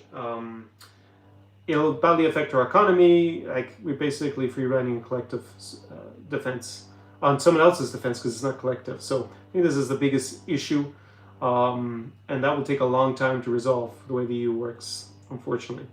And we have the problem in foreign policy as well that needs unanimity. I think this is going to change. We'll see with this Hungarian election. I'll get to that pretty soon. Okay, they're already doing, they're doing austerity to remilitarize. Yes, that's already happening. The biggest issue is the fact that they duplicate so many of the capabilities by not having just one military. Basically, you have 27 different militaries in the European Union. It's so inefficient. That's part of the process and the way that the European Union works, that it needs a crisis in order to find solutions to move forward and increase integration to get rid of this kind of duplication, right? If there isn't a crisis, it's hard to encourage people to invest together. Just in general, the way democracies work, people kick the can down the road all the time. So let me get to the more relationship dating questions that came up. Let's see, Ozzy was the first one. Where do I think is going to be the #1 hottest city in New Europe this summer? Lots of parties, beautiful young ladies, right? While we have an abundance of options there, we have too many to go into because basically that's almost everywhere in the region. Like, where doesn't have beautiful women in this entire region? Maybe North Macedonia? No, I'm joking. Poor North Macedonians, Bulgarians. They're at least better looking than the Bulgarians in general. I would think hotspots. If you watch my live streams, probably what I'm going to say. It's going to be all the. Well, #1, it's going to be here, Odesa. Again, with the normal caveat: don't come here if your only interest is dating, because you're going to be in a country that's at war. Statistically, the chance of being in the wrong place at the wrong time, very low, 1 in a million per day when you put it into an AI. But the psychological impact is going to be something that you're going to have to be willing to bear. You're going to hear air alarms, probably explosions, and you may see at least destruction somewhere, like smoke on the horizon, maybe see a building that's been blown out. So, because they hit 2 blocks from me in the last while. So, yeah, just like a building for no reason, residential hit. So yeah, but Odessa Mom this summer are going to be pretty amazing, I think. So that's obviously a different kettle of fish. It's interesting for me to think about it because between 2014 and 2022, I even had one client who wanted me to take him at one point to Donetsk to go partying. I was like, do you understand who controls Donetsk? I even spoke to the Ukrainian government about it. They were like, we can't protect your security, Conor, if they decide to abduct you once you're over there. You understand that? I was like, yeah, I understand it. Just wondering if you're going to let me go if I want to. I said, well, we'll let you go, but we're not guaranteeing that we can get you back out again. We're not sending in the Ukrainian Special Forces because you wanted to go there with a client. As my client then finally came to his sense and realized what exactly all this entailed and thought the better of it. But I did see a documentary about going raving in Donetsk when it was under occupation before 2022. It's always interesting. So yeah, you can do the same. Come here to Ukraine, obviously Odesa, Kyiv, Lviv. The nightlife is better than it was before because so many people have moved there from the other cities, and it's a bit looser on the curfew there than it is here in Odessa and in Kyiv. Like there are places that you can party in, but you're not supposed to leave before 5 a.m. If it's here in Odessa, so you're definitely committed. We did have one super big party at the end of summer. That was pretty legendary. So I just think with the beach parties, the beach clubs, the seaside parties are going to be off the charts this summer. So that's number one, and probably something you wouldn't have thought about, presumably. Other places, Riga is Riga. Yeah, for single guys, my number one recommendation. Again, it's not a place you can just show up as a weekend warrior normally. You won't find the good places. A lot of them have no tourist policies because the top places where the local girls go. So there are a lot of tourist traps. You need to know your way around, but if you overcome that, it's definitely number one. I think as a single guy, just in general in the region. Again, you got to look at the dynamics because we're talking about here a lifestyle arbitrage, right? So it's not just a place that has, say, the most beautiful women. It's also got to look at how accessible is it. Does it want barriers to entry? Like you want barriers of entry to be there, but they want to be barriers of entry that you can overcome, right? Because it's going to give you more access, right? So that's the arbitrage opportunity. And once you can overcome the no tourist policy in some of these places, of course, if you're with me, that's not an issue. But if you figure out yourself, you can also go there. And information about where to go to. Price point, it's not super cheap, so it doesn't have like the Passport Pros. It's like a place that these kind of Passport Pros / dating coaches, they all hate on Estonia, Latvia, Lithuania. I don't know why they like Warsaw still, because I guess it's just such a big city with more immigrants or something. I don't know what it is.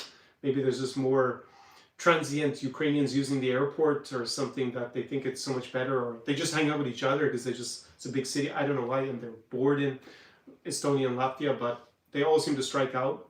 As I said, one of them I was interested to see because they went there, and I thought they were going to make lots of corny videos, and then they said nothing happened, so they didn't make any content even. It was that lackluster. So not a place for Passport Pros because it's not super cheap, it's not super easy dating wise, but the quality is super high, and once you overcome those barriers to entry, it's like really a gold mine from that point of view, in my opinion. So I guess by the seaside you have some places. There's a place close to Riga, you have the seaside, it's called Jurmala. It's not like a beach or anything, but it is nice. It's more upscale seaside, and it's pretty close to the city, so that's cool. But seaside towns in the region, a little bit lacking, I think. You have Perno in Estonia, you have Liepa, is that the one in Latvia, and then in Lithuania you have Klaipėda. Is there one other one I think I'm forgetting in Lithuania? So you're going to have that seaside vibe down there.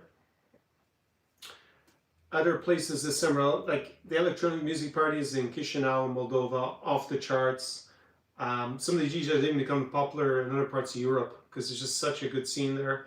Last summer I spent 2 months. Almost every weekend, there were 2 cool parties, one on the Friday, one on the Saturday. It was like, my editor has seen the footage, and she thinks it's the best footage I have from parties of all time. So yes, that's a hint that finally there will be some more exciting video footage edited up, normal videos with the vlogs coming up hopefully next week or 2. So yeah, that's going to be a place, again, not for a weekend warrior, not easy. There was another guy, I guess he's a dating coach. He was born in Poland, he's British-Polish. Let me think of his name, Max Kesik. I exchanged a few messages with him because almost no one goes to Moldova. He recommended but said it's not easy. I did have the British guy came up to me when I was there. I don't know if he recognized me for the channel or he just saw my camera, we started chatting. He went to the Philippines, and yeah, it's just the amount of time not speaking the language, not having any social context in Chisinau, was too much of a barrier for him to want to invest in, so he went to the Philippines, where it's a lot easier. He's white, if nothing, doesn't have a defect or anything, there's nothing wrong with him. So yeah, that's the thing about Moldova, that if you're a weekend warrior, probably going to be tough. Yeah, that's just the way it works. But if you spend a little bit of time there, yeah, I think it's phenomenal. One of my clients did have a girlfriend from Chisinau. He did spend a bit of time there. Should I say other hidden gems for the summer? Not really sure. I don't really think Kazakhstan is a summer place. It's more autumn. And I was there in the summer in 2023, but I think, yeah, summer is also fun. I mean, every time here, even the freezing cold, I think Kazakhstan is fun. But it is damn cold in the winter there, especially in Astana. What else should I say? Where else in this region other than Ukraine? Yeah, I think, again, I would go to Riga, in that kind of Baltic region in general. You do have a place just across. It's not in New York, but in Sweden, you have Stockholm Week. In Gotland, insane party. That's really a lot of fun. So I recommend that just in the broader region. The Swedish women are attractive, for sure, on average. Is there anywhere else I would say? Because Poland, I had fun in Gdansk. I went to but it's many years ago, so I can't speak with authority and personal experience over the last few years. I should probably go back and spend a few weeks in Gdansk. I did have a client who asked me about it and wanted to go there, so I thought we were going to go last year. Then he changed his mind, and we went to Chisinau and then to Almaty together. Yeah, I think I will have clients coming to Ukraine. I can feel it's changed in the last year. I definitely sense through the messages and from clients the way they react that they're now starting to become more interested in coming back to Ukraine in spite of the war. But obviously it's baby steps. It's not going to be like, pre-2022 in terms of demand until the war is over. It's going to be like at not even 5% demand. It's going to be like, it's gone from 1% demand to like 2 or 3. But okay, just relative, it's going up. Is there anywhere else I would say? Because Gdansk got a lot of fun, and it's got the 3 cities. What do they call it? Miasto is not the 3-city region, so tri-city region. You got Gdansk, the historic part. You've got Sopa, which is like the new kind of part with all the beach clubs and all the nightlife, and then you've got Gdynia, which used to be the working class city with the shipyards up further along the coast. I had a great time there, so I'd definitely be up. The client wants to come with me, going back there and documenting it and really getting to know it better. So I think that's a cool spot during the summer. If we're going to talk about Poland, Warsaw will be Warsaw. I mean, it's going to be nicer than in the winter. There will be a lot of tourism there. It's not a hidden gem. It's the one part of the region that is so hyped up. I did speak to this creator. I'm going to shoot the Volcast episode with him this week, in principle. Maybe it'll be actually next week, the week after, because the weather, yeah, I wanted to shoot it, my part outside. I'm not sure what the weather's going to be like later in the week. He thinks that the hype around Poland and Warsaw is starting to dissipate a little bit, so we'll see. But it's been mainstream for over 10 years, and it's going to be even more mainstream. So that's the only downside. But yeah, if you want to, I personally bring my clients there to the Belarusian Ukrainian diaspora hotspots. I think they're super cool. So more than the Polish ones. I think Polish society, it's a bit harder to have contact with Poles. It's their country. They're not immigrants. So they got their set social circles. And yeah, they just have a lot of, I guess they're used to more options. And Ukrainian Belarusians on average tend to be a bit better looking. We're talking about from the dating point of view. Anywhere else that I'm leaving out? I always have fun in Prague. I know no client in the end wanted to go with me there. Another spot could be Bucharest in Romania. We haven't talked about Romania much. It's a place I used to hang out a lot about a decade ago. But now they've pedestrianized the center of Bucharest along, what is it called? Calia Victoriae in the center. So there's just like parades of lots of attractive women walking up and down there during the summer. So that seems to be an improvement. And on the past situation, I never really liked the center of Bucharest. It's nicer to go up to like where's the Dorobans and what's the other beside Dorobans? I can't think of it. I haven't been in Bucharest for 4 years. Why Park Histreo, yeah. So that could be cool. You can go down to the seaside. You have Constanza. You have the seaside area called Mamaia. I thought it was completely overrated. If I didn't have friends there in social context, it would have sucked big time. I do have some amazing memories from partying there about a decade ago. Also, Remy, it was in a lot of my videos. 7, 8 years ago, we used to go party there together. My French friend, and he also came with me to Minsk, here to Odesa. So he's in some of the content, but this is like very early in the channel. So could be interesting. We also went to Valmavecchia, but these places have changed quite a lot. I think Valmavecchia is a lot better now. It's not this used to be this big May 1st weekend in Mamaia, but then the culture kind of changed and people even go abroad now. They don't all descend on Mamaia like they used to be. That used to be fantastic. But again, for dating, I think Romania is a lot tougher in general, especially if you're a weekend warrior. I think it's like almost it's very tough in Bucharest. So yeah, without the context and the setup, but still could be interesting. Other places this summer, I guess if you're just traveling around Central Europe, well, I don't like Bratislava. I think it's the most boring capital in the region. Košice in the east of Ukraine, east of Slovakia, has the same colors in the flag for the city as the Ukrainian colors. It's a cool city. I went there. I have great memories. I had a girlfriend, I guess we could say, from Košice back in the day, at least a short-term girlfriend.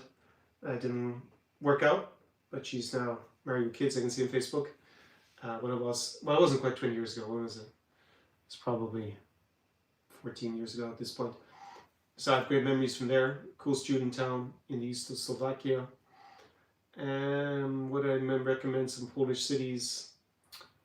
Yeah, I guess the weather's nice in Poland, but yeah, I think when I think of summer, seaside is, maybe because I have this interest in Odesa. So yeah, I think I've mentioned a lot of places there for about 10 minutes. So depends again, this region, whilst it has a lot in common, this is the value of the consulting, is that you can really figure out which city is going to be best fit for you. So again, there's a link down below if you want to have that. That's not bespoke advice, because it just saves you a lot of time figuring stuff out. And normally the call to really dive deeper into your individual situation, because there's a bit of variation, and depending on what you're looking for as an experience and a lifestyle, then and also your citizenship also plays into it in terms of if you want to stay longer. So kind of an issue for Americans. Now that the Polish loophole is gone, that was that Americans could basically stay 90 days visa-free all the time in Poland. They just have to leave once every 3 months, but now that's gone. So yeah, a lot are fleeing the European Union to the countries around it, I guess, that are not in the European Union. Could also be to like other parts of the Balkans. I can go to Montenegro, beautiful. The seaside's incredible. I didn't like the nightlife there. My clients went there in 2022, also didn't like it, same with Serbia. So I don't really recommend Albania. Yeah, quite difficult. Again, very beautiful seaside, but my friends, none of my clients went there. I've been there. Again, it was a while ago. But they thought it was going to be great, and then they started trying to interact with women. They found it super conservative. It's actually more traditional, to use that word that's bantered about. But if women are actually traditional, that's open to foreigners. That's the first thing. And they found it very tough being single there. Even though people were super friendly, Albanians, to them. But yeah, it was not as easy as they thought, right? So I've done that first question on the on the dating, so you can see why I left it for a little bit. Ozzy says the Baltics have the most beautiful women in the world. I agree. But they're not marketed or branded in that way. That's why guys don't know about it. They all think that Russians and Ukrainians are, because so much money was pumped into, well, they're bigger populations, I get that, but so much money was pumped into this marriage agency business and the PPL scams online with the traditional Ukrainian bride, right? I mean, it's just, so they can milk money out of guys. Not that there aren't great women here as well, but, obviously it's been a bit of a scam from that point of view. Let's see, where were the next questions that would do with relationships? I gotta look at them in German. And like the dog. Okay, was the one before that? I think Ozzy, you didn't want to ask me a dating question. So someone's asking me about The Hungarian election, I was going to come to that. The Hungarian elections are next week. Tisa and Ms. Magra has the same position on Ukraine as Orban. Brussels is in for ruling, thinks it's the humans, which looks like he's against Russia. Yeah, well, that's still a big improvement. Orban is an ally. Orban's come as an ally of Russia. Like they're like a Trojan horse. So it will make a big difference. Just by the fact that he's not going to be an ally in Moscow. That's fine. We can cope with him not being super pro-Ukrainian. Maybe he's going to be as annoying as Slovakia, problematic as Fico. But it's already a big development that Orban is not there finally. But let's see if the elections go ahead. I think he will lose pretty badly, it looks like. All the polling and the betting markets say that Orban is kind of in trouble. I don't think an endorsement from J.D. Vance is going to help. If anything, it could even backfire on them. This blatant interference in the elections. Because, well, the blatant interference is not that. I mean, he goes there and makes a speech, and so do some other politicians. But who knows what? Yeah, their money they're funneling along with the Russians, trying to keep Orban in power in the background, and that's the real election interference, in my opinion. But, anyways, I don't think it'll be successful. I think it'll turn out like Putin's attempts to swing the elections referendum in Moldova, a lot of waste of money. But we're going to see what happens, and I certainly will open a bottle of wine there if Orban loses and finally he's gone, for both the people of Hungary, terrible economy, terribly run, corrupt, and obviously causing lots of trouble for European defense in general, and then Ukraine in particular, and the way he's demonized Ukrainians is so revolting. Anyways, let's hope he gets his comeuppance next week. But yeah, we'll see what the new leader is like. Later, Grace says, there are good-looking women in the Baltics, but it's underwhelming. Poland and Hungary have just as many beautiful women and much more. I disagree, respectfully disagree with that comment. I think women in Latvia and Lithuanians, definitely a point out of 10, should we say, on the looks scale that most guys can relate to, except for a few male feminists who take offense to it. Yeah, it's 1 point higher in the Baltics than it's going to be in Poland. I'm not a fan of dating in Hungary whatsoever. I'm not a fan of Hungary in general. Budapest, beautiful city, great to go and visit, especially as a couple. I think it's amazing. I didn't really like the food there. And yeah, Budapest, it's not like the countryside in terms of people being xenophobic. People are fine in Budapest in general. That's when you get smaller towns, people are a little bit more problematic in that regard, in my experience, because I experienced definitely xenophobia in rural Hungary. Don't speak any Hungarian, and yeah, just people are a bit hostile, shall we say, back in the day. But yeah, they don't make much eye contact. I used to go a lot because I had a good friend who was working at the US Embassy back in the day, so I used to go hang out with him every few months. I never really enjoyed it that much, especially the single scene there, so not a fan. And my friends who lived there, I don't think it was that amazing for them either. So different horses for different courses. And yeah, I think in terms of livability, yeah, maybe Budapest is definitely a beautiful city. I just didn't like the food so much.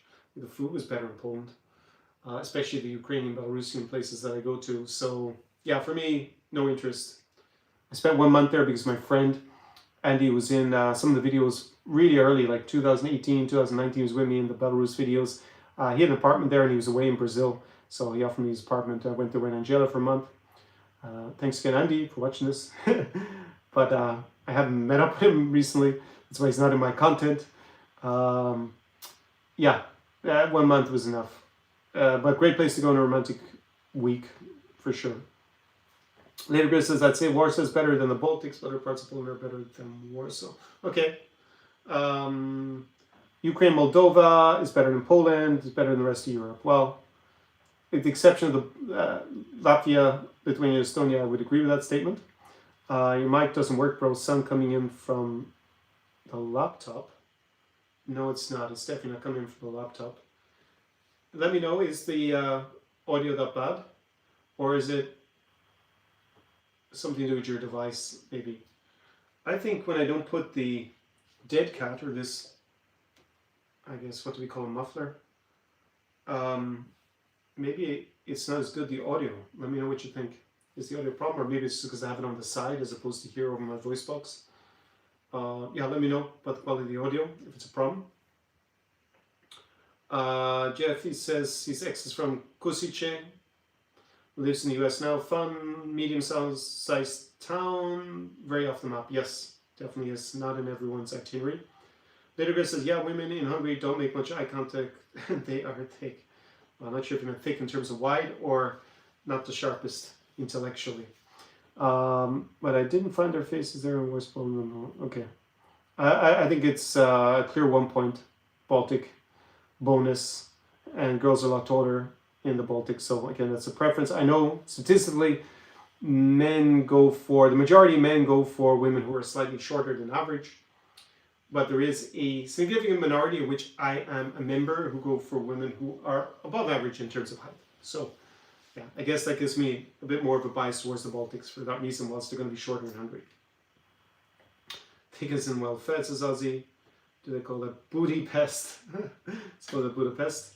Most beautiful women I've ever seen come up in from Latvia and Estonia, says Ozzy. I mean, that's where the most models in the world, couple of models in the world come from in terms of models per population. It's Estonia number 1, Lithuania is number 3, and number 5 is Latvia. Later says, Conor, are you mainly going to Russian-speaking nightlife there? That could be why you like them. Overall general population ain't great. When I'm in Riga, I find ethnic Latvians or Latvian-speaking Latvians, as opposed to Russian, I find them all super hot, to be frank. Yeah, I would say I go to 75% in Riga are Russian-speaking places, majority that I go to socialize, and 25% Latvian. In Estonia, it's the opposite. It's like 75% Estonian-speaking and 25% Russian-speaking. The place that I go to, I do have there's a super good guy who's born in Armenia who is a DJ there who I'm friendly with, and he's been in some of my content. So I like to go to his places, and there it's more Russian-speaking field.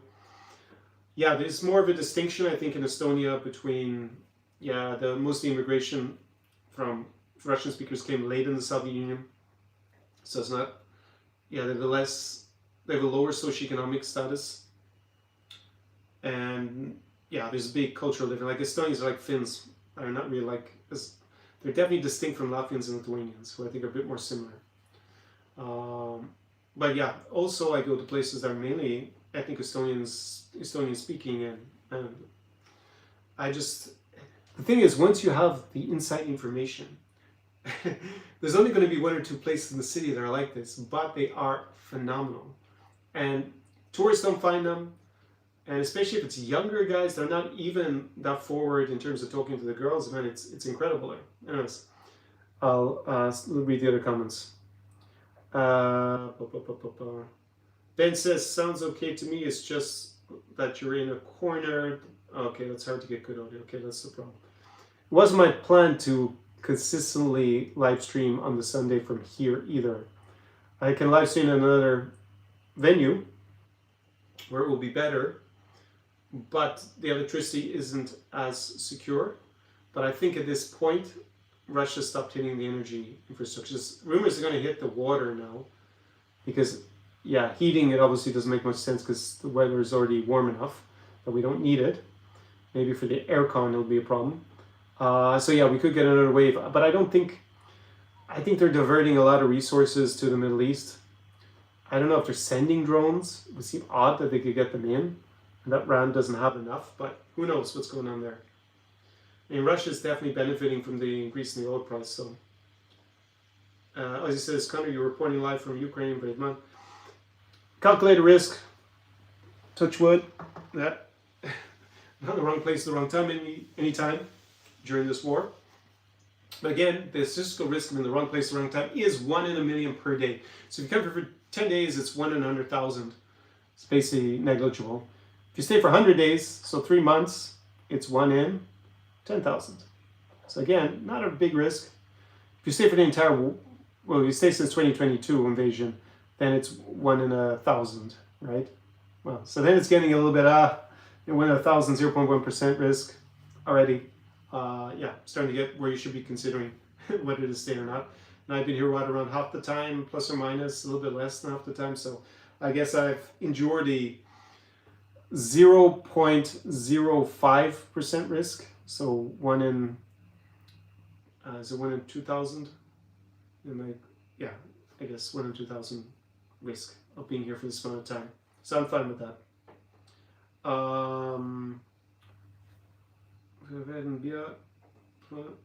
Yeah, Ben says we will have to drink beer and kvass. I love kvass, yeah. Later, guys, thoughts on Kharkiv and Dnipro or girls left? I have not gone to Kharkiv or Dnipro since 2021. So I can't give you an assessment, really. A lot of people just left from there, girls and guys, and went to Kyiv in particular. So a lot of people left Kyiv and went to Lviv or went to Western Europe, and a lot of people from cities like Kharkiv and Dnipro and Zaporizhia, they moved to Kyiv. Is it more dangerous than 2 years ago? Don't think so. There's still places open, and you can go party in Kharkiv.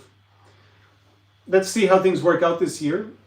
But considering that there's more interest in coming back here, and I feel like I will film more content here, and now I have a few videos about Ukraine recently. And I'm going to think out a proper plan. If I end up for most of the summer being between Chisinau and Odesa, I'm going to make some good content this summer. So maybe I'll make it back to then Kharkiv or Dnipro by the autumn. Let's see. Jeff, yes, would you consider doing more extensive relocation services? Legal real estate, yes. I do help my clients with that. I do use local counsel for the visas, residency, and for the real estate. That is something that I was developing out just before the invasion of 2022, especially the real estate part. I made a couple of videos about the real estate. I think I'd only released one at the time, and then I edited up another one, and then we never edited up the third one because it's like a waste of time. There wasn't the interest. But I'm thinking that I will want to go and do that now, going into the autumn. Maybe I should even film in the summer when the weather is nicer. That's something else I can film in addition to vlogs and showing what it's like on the ground is definitely the real estate. And if you want help with visas, write me an email at Conor@conorclient.com. Again, it's down below, so you can copy and paste it. My name has 2 O's, 1 N, 1 R, and a C at the beginning. My first name, and Clyne is spelled C-L-Y-N-E. So go copy paste it. So many people spell my name wrong. I have a memorable name with the 2 C's, but yeah, better to copy and paste the email address. So yes, Jeffy, you can write me an email there if you're considering moving here, and especially if you're considering investing in real estate. How much worse was the dating situation a year ago in Ukraine compared to now? I would say that 2022 and 2023, so many women have left, especially single women, and weren't coming back. That, yeah, it was mainly guys here. I know some of these dodgy marriage agencies try to present it as the opposite, but that's scammy as hell. That was not the case. I felt from the summer of 2024 that suddenly there were a lot more women than previously, especially in Arcadia here during the summer in the beach area. And then last summer, yeah, even more. I met a lot of girls that spent 3 years in Western Europe and already back, and have relocated back to Ukraine. And that seems to be only increasing. So, yeah. Again, I give you the analogy. If I go to a bar in the evening before, yeah, there's going to be more guys than girls there, for sure. And there's guys coming back from the front, and they all go drinking after all the trauma of war. It's understandable. They go on a few hard nights out.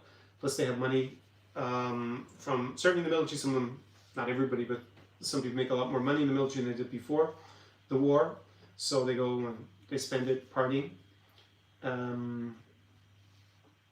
But if you go to a cafe during the day, yeah, there's normally the cafes I hang out with, mainly women there, attractive women. I would say during the day, but yeah, at night the ratio is still slightly more men, I would say, but not like crazy. It's not like, maybe it's is it 2 to 1? No, it's maybe 60% men, 40% women. I'd say it's like that. And it depends where you go, obviously. Let me give you, while I wait for more questions and comments, we're 2 hours into tonight's live stream. I'll give you some updates.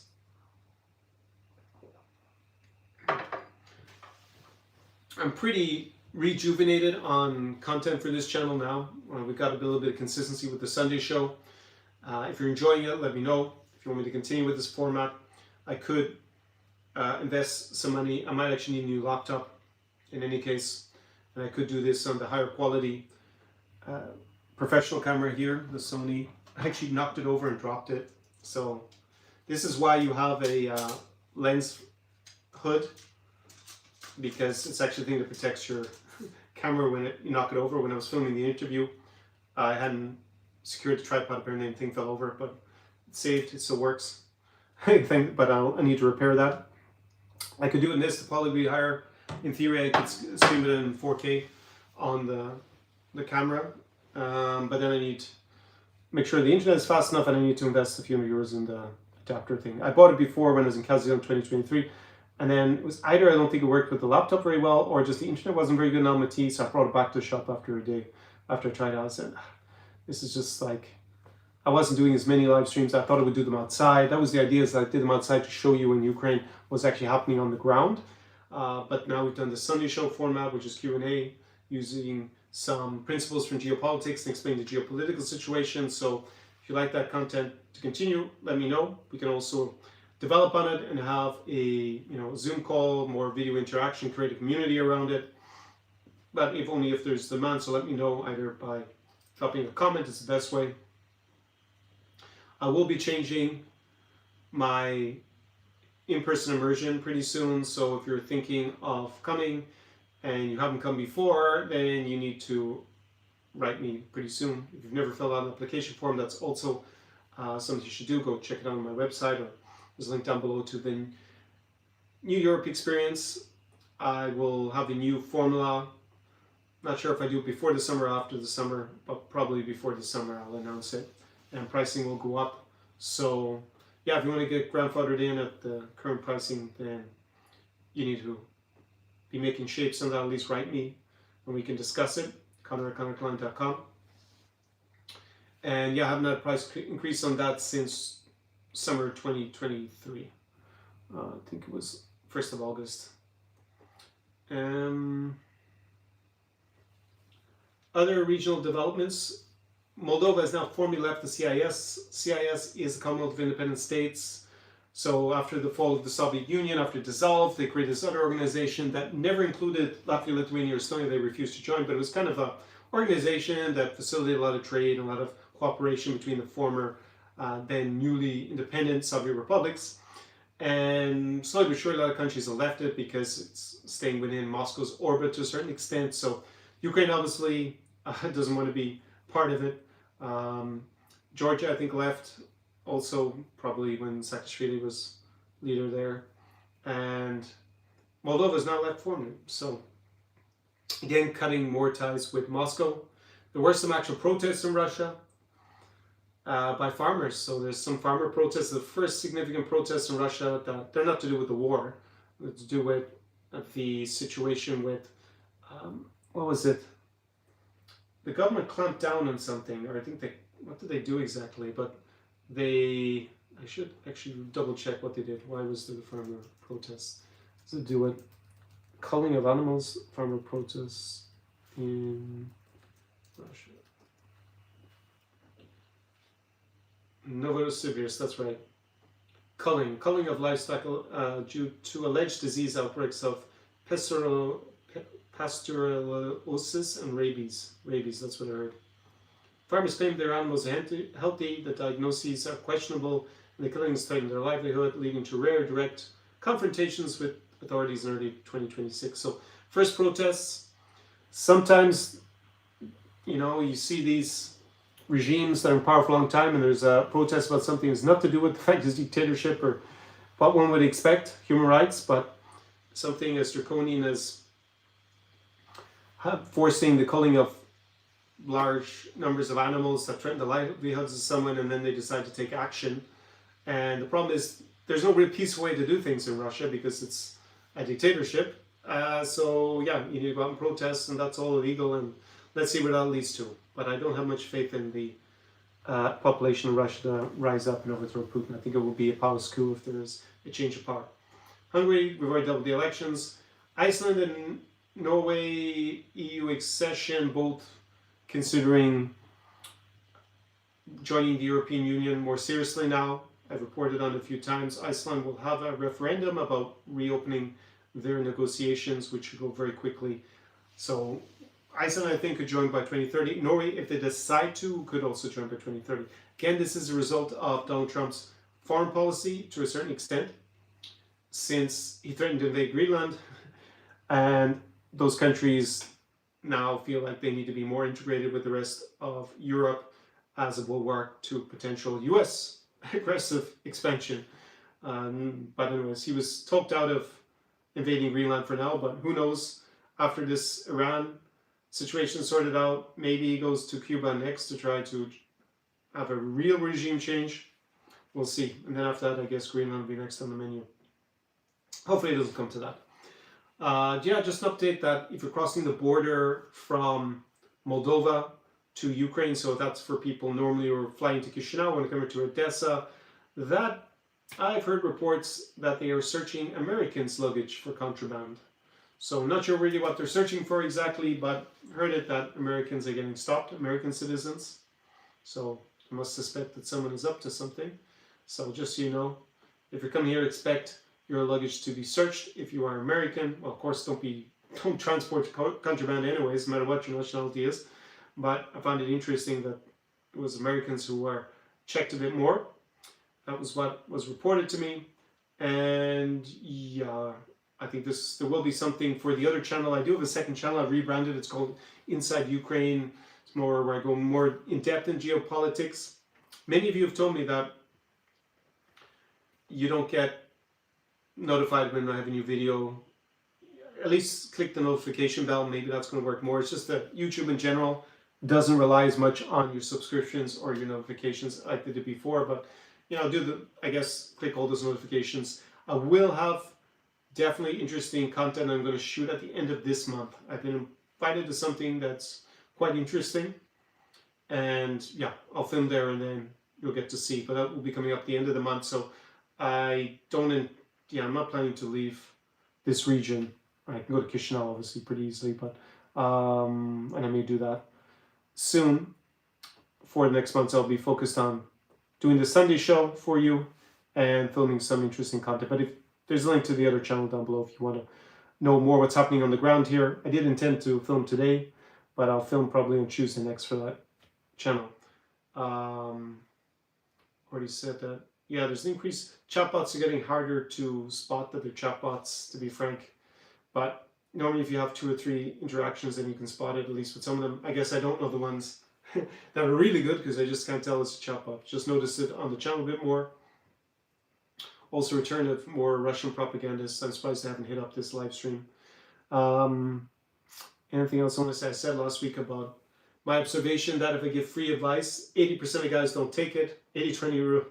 And if they pay for it, 80% of them follow the advice. So shows the value of being invested.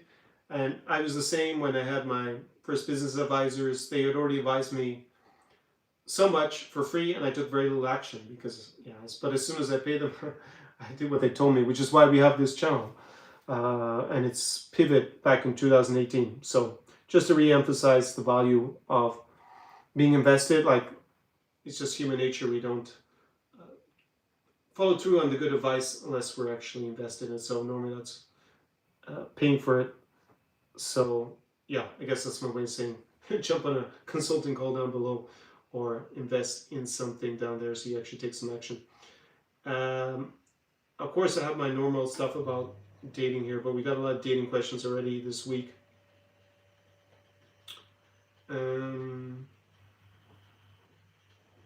Yeah, someone asked me to re-emphasize about geomaxxing in general.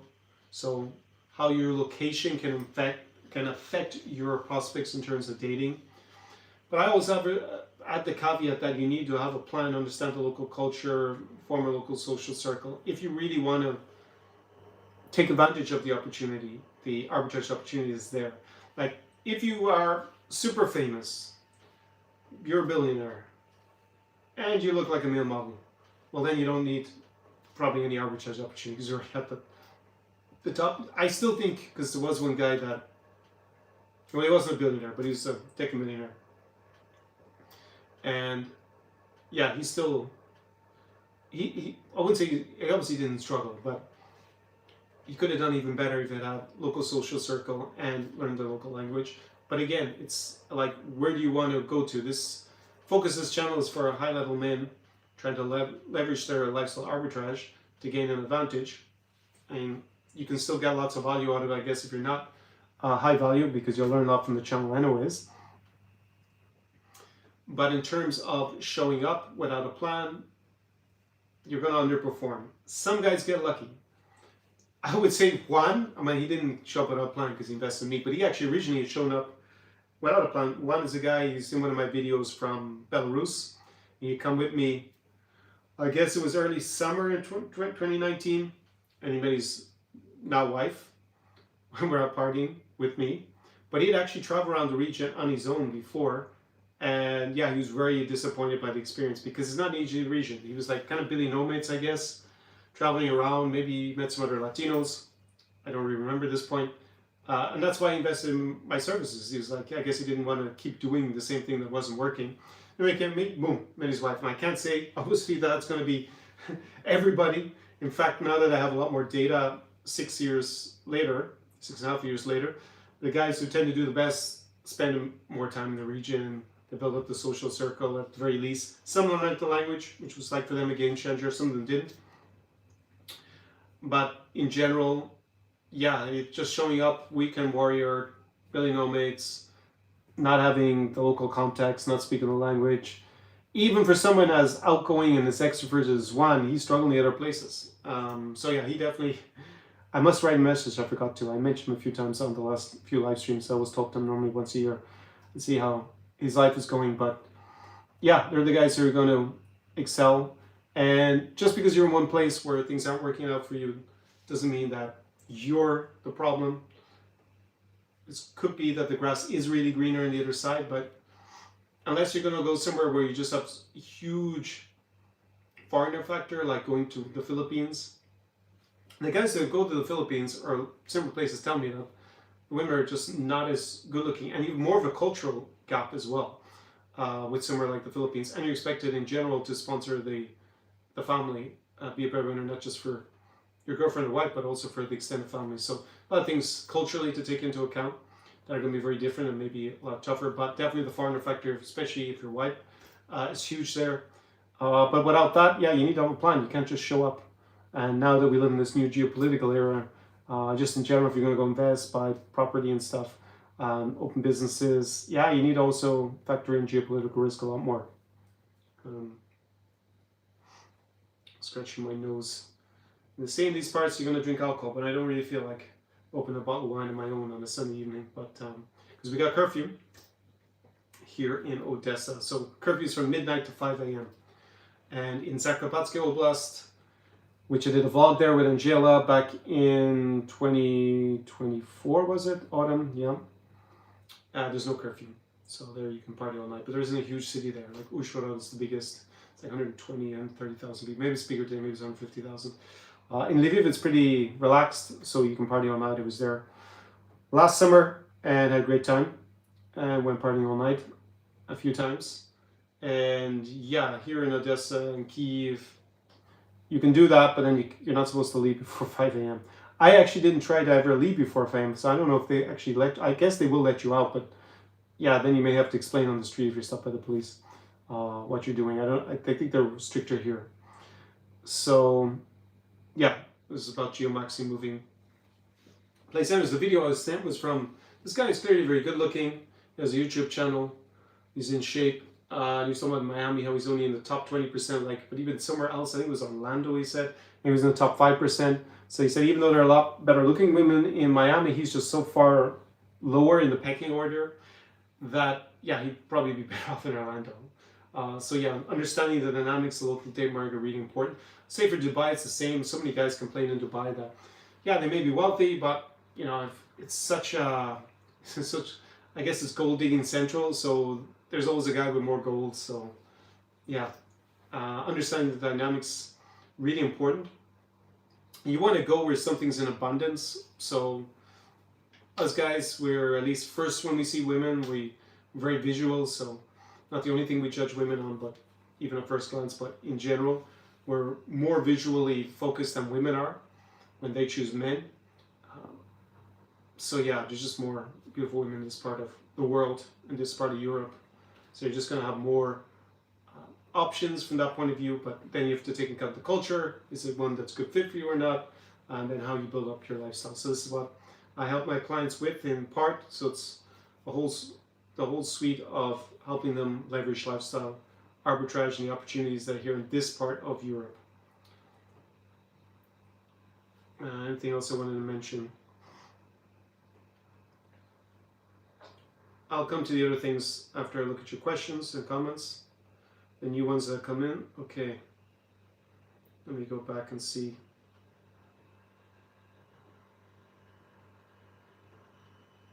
Who's on? Drinking the class.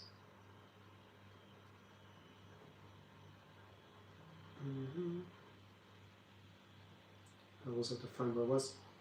Guys in their 20s and 30s. Well, Ukraine changed the law back in August 2025 that men between 18 and 22 can now leave the country without permission.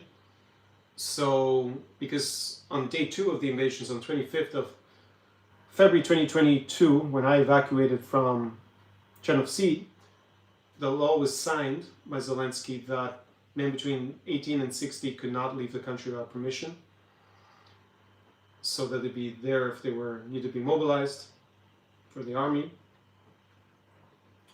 I guess that's the main reason to stop guys leaving.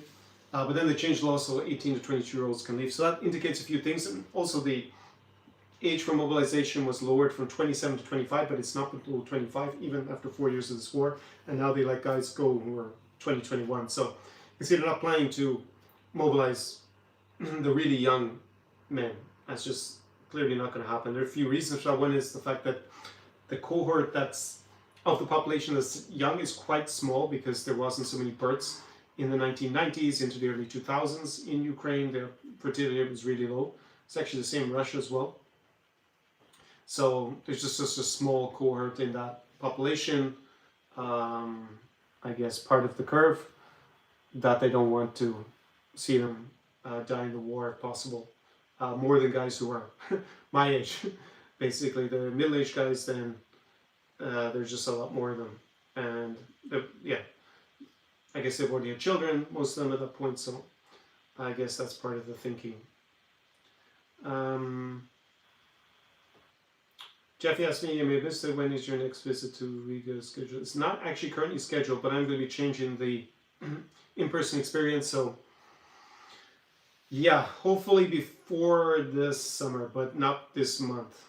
So May, especially end of May, I would like to be in Riga. If you're interested, write me an email, Conor@conorcline.com. Again, it's down below, or fill out the application form. Jeffy wants me to continue with the Sunday shows. The question is whether you want me to expand on it and have a full Zoom version, either I truncate it here and continue on over on Zoom, or just have another Zoom weekly live stream interaction with you guys, form the community around it. Can be on a Monday or a Saturday. Well, Saturday I might be with clients too often, but it could be definitely a Monday. Other points that came up, save more. Yeah, you can save more by being here, because I think that's clear.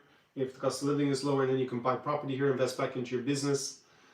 Tax rates also tend to be lower in this part of Europe compared to Western Europe, so that's advantage. It's not tax haven, it's not the Emirates, but there's some advantages.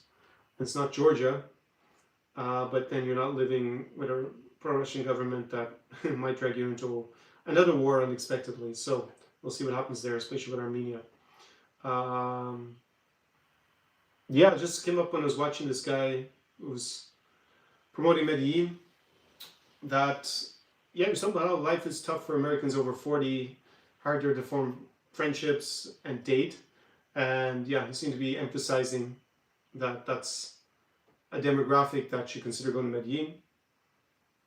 Again, different horses for different courses. Maybe that's more your flavor to go with the Latinas or the lifestyle of being in Medellin. Not for me. I would prefer to be in this part of Europe, even with even with the geopolitical situation, and definitely in terms of the dating scene, I would rather be here. But again, it depends on your preference. I think if you're 40, yeah, this could be the new lease of life. Doesn't have to be Ukraine now. It could be also after the war. But remember, first mover effect, getting position. There are a lot of guys here doing a lot of business because, especially the defense industry, this is the cutting edge. This is the world leading laboratory for developing the weapons that will defend us from Russian aggression. It's all being developed here, basically. Unfortunately, it's not my wish that this is what we'll be focusing on in Ukraine, especially considering the content I had before 2022. And I had the premier channel for a high level of lifestyle here in Ukraine between 2020 and 2022, and obviously Russia destroyed even many of the places that I filmed out, like Trubetskoy vineyard in Novokhovka, just outside Novokhovka, which they've wrecked completely. It's so sad. Also the yacht club that I used to film from, many of the videos in Novokhovka also gone. Yeah, it's tragic. Anyways, that is for, yeah, there's going to be a huge post-war reconstruction boom here. People are going to flood back in. I maybe paradoxically don't think it'll be as attractive for being single as a guy as it is actually now, ironically. Because I just think so many foreign guys are going to flood back in here thinking that all the Ukrainian women, the damsels in distress, they didn't come when they're actually in distress. They're all going to flood back in when the distress is gone. In the hundreds of thousands, I can foresee it. And yeah, there aren't going to be that many single Ukrainian women coming back who aren't already here. So even with the loss of life with the war, even with the guys who got injured, I just think it's not like 30 years ago. People can travel a lot more, relocate. There's so many living in Western Europe. And if they're into foreign guys, well, I guess they already met someone after 4 years, most of them. And yeah, the Middle East is out of play. That's maybe a factor that's going to bring more women back here. But they're going to come back now, basically. So that's what I'll say about that. Meeting in real life is back in vogue. I think I said that last week. But again, just to re-emphasize the caveat, if you go to an event that's labeled as dating, it will not attract that many women who have options. Women who have options don't go to dating events. Anything with the word dating, it looks a little bit like desperado to them. If they have options, if they don't have any options, or they want an immigration plan looking for a foreigner, joining a marriage agency, whatever, then that's different. But in general, dating apps, well past their heyday. It's basically, they want to keep you on the app so they make money, not help you find a match. I don't really want to bash matchmaking again, another video, another live stream. But yeah, that's where certain very small demographic of women go to. And it tends to be women over 40, at least over 35, from the stats that have been shown. So in general, I used to say it was over 30, but now it's definitely over 35, and maybe even over 40 is actually what it attracts in general. But if that's the demographic you're looking for, I guess it's still maybe an option. But yeah, meeting in real life, at events, socially, being a droid about it, that's the real way to go. And being in a place that has a lot of women that you're going to be attracted to who are single, that's really the key to it in terms of location. Then, of course, you got your charisma and obviously working yourself so you're perceived as higher value, whether it's your status, your finances, your looks, being in shape, your style. But your social circle also plays into that as well. It's also value. So when women are assessing us as a potential partner. And yeah, the whole looks-maxxing thing is kind of taken to a bit extreme, but of course there is value in being better looking. But yeah, probably breaking your legs to be a few inches taller, I'm not a huge fan of that. I think it's too intrusive, and the minuses outweigh the pluses in my opinion. But if anyone decides to have their legs extended, please let me know. I'll be interested to know how you get on. Any more questions or comments about any of the topics that we've been discussing? The subject for tonight's live stream was the Iran war shock, what it means for this region in particular. So in summary, I think this region is better set up to resist the inflation that we're going to have caused by whatever outcome that there is. Hopefully it won't be too long. Hopefully there is actually a successful outcome from the US's point of view, because that would presumably solve the inflation problem. But they're more resistant there. They're not going to be as subject to the energy hikes as much. I think it's actually going to persuade more people probably to relocate here. So in general, there are a lot of Americans leaving. Seems like quality of life for a lot of people has gone down relative to the options abroad. Like 20, 30, 40 years ago, the US was number one. Well, in a way, number one, maybe not quite number one, but really, really high up there. And just other, it's a mixture. US has declined, relatively speaking. There's some things that just gotten absolutely worse. Like you've got a huge obesity rate in the US. I think the life expectancy has actually declined recently for the first time in decades. So that's a bad sign in the US. And personal security has always been particularly violent compared to Europe, Western Europe for sure. And that's only seems to be the case even more. And yeah, some people leave because they don't like Trump. That's great, but some people left because they don't like Biden. So I think it just flip-flops. If you have a change of government, who's going to want to leave more because of that? Any people probably going to be deported from the US en masse, so that we come back to Europe from the US. And other countries have just done a better job.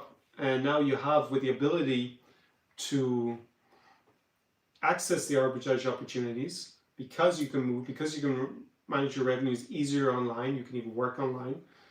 That allows you to live in places that might have been considered as desirable. And part of the reason is, even though they're economically less developed, the cost of labor is lower, and so the price points are lower, so you can actually have a better quality of life for the same amount of money, same number of dollars or euros, by being, say, in Poland or in Riga or in Chisinau, or even here, if you're willing to brave the wartime situation in Odesa. And long-term prospects, medium-term prospects are definitely brighter in this part of Europe, in spite of the additional geopolitical risk from being close to Russia. It's priced into most of, maybe not so much in Poland, but in Latvia and Lithuania, it's priced into the real estate, for example, already. So, yeah, it could still be interesting to buy property there because there's going to be so much upside potentially. Someone asked me about the waterfront. I will, when I get back to Riga, I will explore that and get an update. I will probably film with Karina as well again, or someone similar if she's not around, when I get back, and give you an update. In, I guess that point will be almost 2 years after I went to the waterfront, at least 18 months later, and see what is going on. I do see their videos updating the progress, so they're making some progress with development, but obviously it's a few years away from completion. That will transform the city, especially if we have resolution of the war here and security. Well, we'll still have the Russia, again, we'll still have Moscow as a neighbor there in the Baltic region, but as long as they're not a huge immediate threat, then a place like Riga can really, really bloom. They could really have a bonanza there. The price of property can go up so much. Plus the rental is already very attractive in Riga. Christopher asked me, do most Estonians speak English? Yes, the level of English is quite high in Tallinn. I would say everywhere in Estonia, anyone young for sure speaks very good English. And in general, I don't think I met anyone in Estonia in the 4 months I was there who didn't speak a decent amount of English. I did not learn very much Estonian. I came under a little bit of social pressure from girls after about 3 or 4 months why I don't speak any, well, other than saying hello and whatever, because I didn't know if it was going to be there for that long. And it takes as long as learning Ukrainian or Russian, and you know, I need 3 years to learn it basically to a decent level, so I just wasn't going to invest for me unless I felt it was going to be there really regularly. And we'll see in the future, but I think for me Riga is a bit more interesting than Tallinn. But on a trip back to the Baltics, I'll definitely go there and film again. Jeffy says he lives outside New York City. Taxes, healthcare, exactly, it's all super expensive, and that's going to come down. Like just the cost of healthcare, the insurance premiums and everything is so high in the US, because I also lived in the US. And then you go and just out of pocket here, it's a fraction of the price. It's just like, yeah, it's crazy, some of the expenses in the US. Of course, US is great for making money. That's the upside. That's why, in part, things are so expensive. But if you can manage your revenues online, or, you know, set things up so you can be more flexible, then you can really take advantage of arbitrage opportunity. That's what it is in terms of lifestyle. And it's not just about dating supermodels. It can be eating better food, maybe a less frantic pace of life. It can even be, in a way, maybe better healthcare in some cases. Definitely for the price, it's obviously going to work out better. But maybe even, I think dentistry is better here than I've experienced in most of Western Europe, except for, I had a really good dentist in Germany, and I need a lot of dental care because my teeth have been to disasters since I've been young. So, yeah, but it's always been better for me here. And it's a fraction of the cost, maybe 25% of the cost. So, yeah, taxes also lower in general in this region, but it's not some tax haven, just to be clear. But it can be attractive also from a tax point of view. Ben says that his total monthly expenses in Ukraine are only $1,600 per month in Odesa, renting the US in the cheaper south, $5,000. Okay. I think you mean your entire monthly expenses, right, Ben, are $5,000. It's just rent is $5,000 in the south. That seems a bit crazy if it's just rent. But yeah, so there we got it. You're saying it's about a third. That's what I would expect in Odesa at the moment, because it's also got a wartime situation. So the currency dropped a bit in value as well from the Ukrainian point of view. We have had some inflation, I pointed out earlier in the live stream. But yeah, in terms of what I see in euros, I've had, it's maybe 10% higher than it was in 2021 here. So that's 4 years inflation has come to about 10%. So that's 2% per year. So that's normal inflation if I look at it in euros. Well, in the rest of the world, obviously, we've had a different setup. And obviously, rent is cheaper here than it was before because there's no tourism. So the city itself, it's probably a little less populated maybe than before. And Odesa had so many tourists in the summer, international tourists. Now it just has local tourists in general. So it's still pretty packed in June, by the way. June, July it is. But my client was here. He had a hotel 3 nights, center. Was it $53 for the 3 nights, not per night, but for the 3? It's like, what the hell? This is cheaper than, I don't know, a dorm bed. This hotel room and like the best spot in Odesa is like cheaper than a dorm bed in Berlin these days. Crazy. So yeah, you can rent a nice apartment here for a few €100 or a few $100 per month, really. And then living expenses. Yeah, if you go out and eat a nice restaurant, you can still, nice bottle of wine. I mean, it just depends how much you want to spend, of course, like everything. But it's going to be not even a third of the price to eat. I'd say it's even less. Yeah. A nice restaurant. I don't go to the ones like Odesa. I was actually there this week. It's a beautiful view, but it's not my scene as much as going to something like, the more traditional, Crimean Tatar or Georgian or, what else we got? Bessarabian cuisine, all those. I prefer them. That scene there. Any more questions or comments? We're only at 2 hours 35 minutes, or 2 hours 30 for this live stream. So maybe this Iran topic already not as interesting for people. I don't know. But the impacts here on this region, there's going to be impact, but this part of Europe is better positioned than Western Europe to resist the shocks. So let's see how it goes. I think there's going to be an increase in interest in this region. I think just in general, especially for Poland and Latvia, Lithuania, Estonia, there's going to be more and more interest. It's not as much off the beaten path, and I think you're going to see a lot more women, single female travelers come. Could see it more in my newsfeed in terms of vlogs been made in Thailand. They're all shocked. Wow, it's like so beautiful here, because it doesn't get the hype. But Poland has a lot of hype around it because it's a bigger country and politically more relevant. But then where is going to be your strategic advantage? It might be in Riga, it might even be in Vilnius. Especially from the dating point of view. My clients seem to like Vilnius a lot. Well, who actually came with me to Vilnius? It's one client. I only have one client in Vilnius. We also went to Conor. We went 2 or 3 times. And so I think it's just my personal experience plus my clients in Vilnius. We're in Riga with many clients in that region. Yeah. So Kazakhstan's the country is probably making the most out of this war in Iran compared to the other countries I go to, because yeah, they're more dependent on selling the oil. So yeah, I guess they're popping open the champagne in Astana and Almaty and Shumkent as we speak.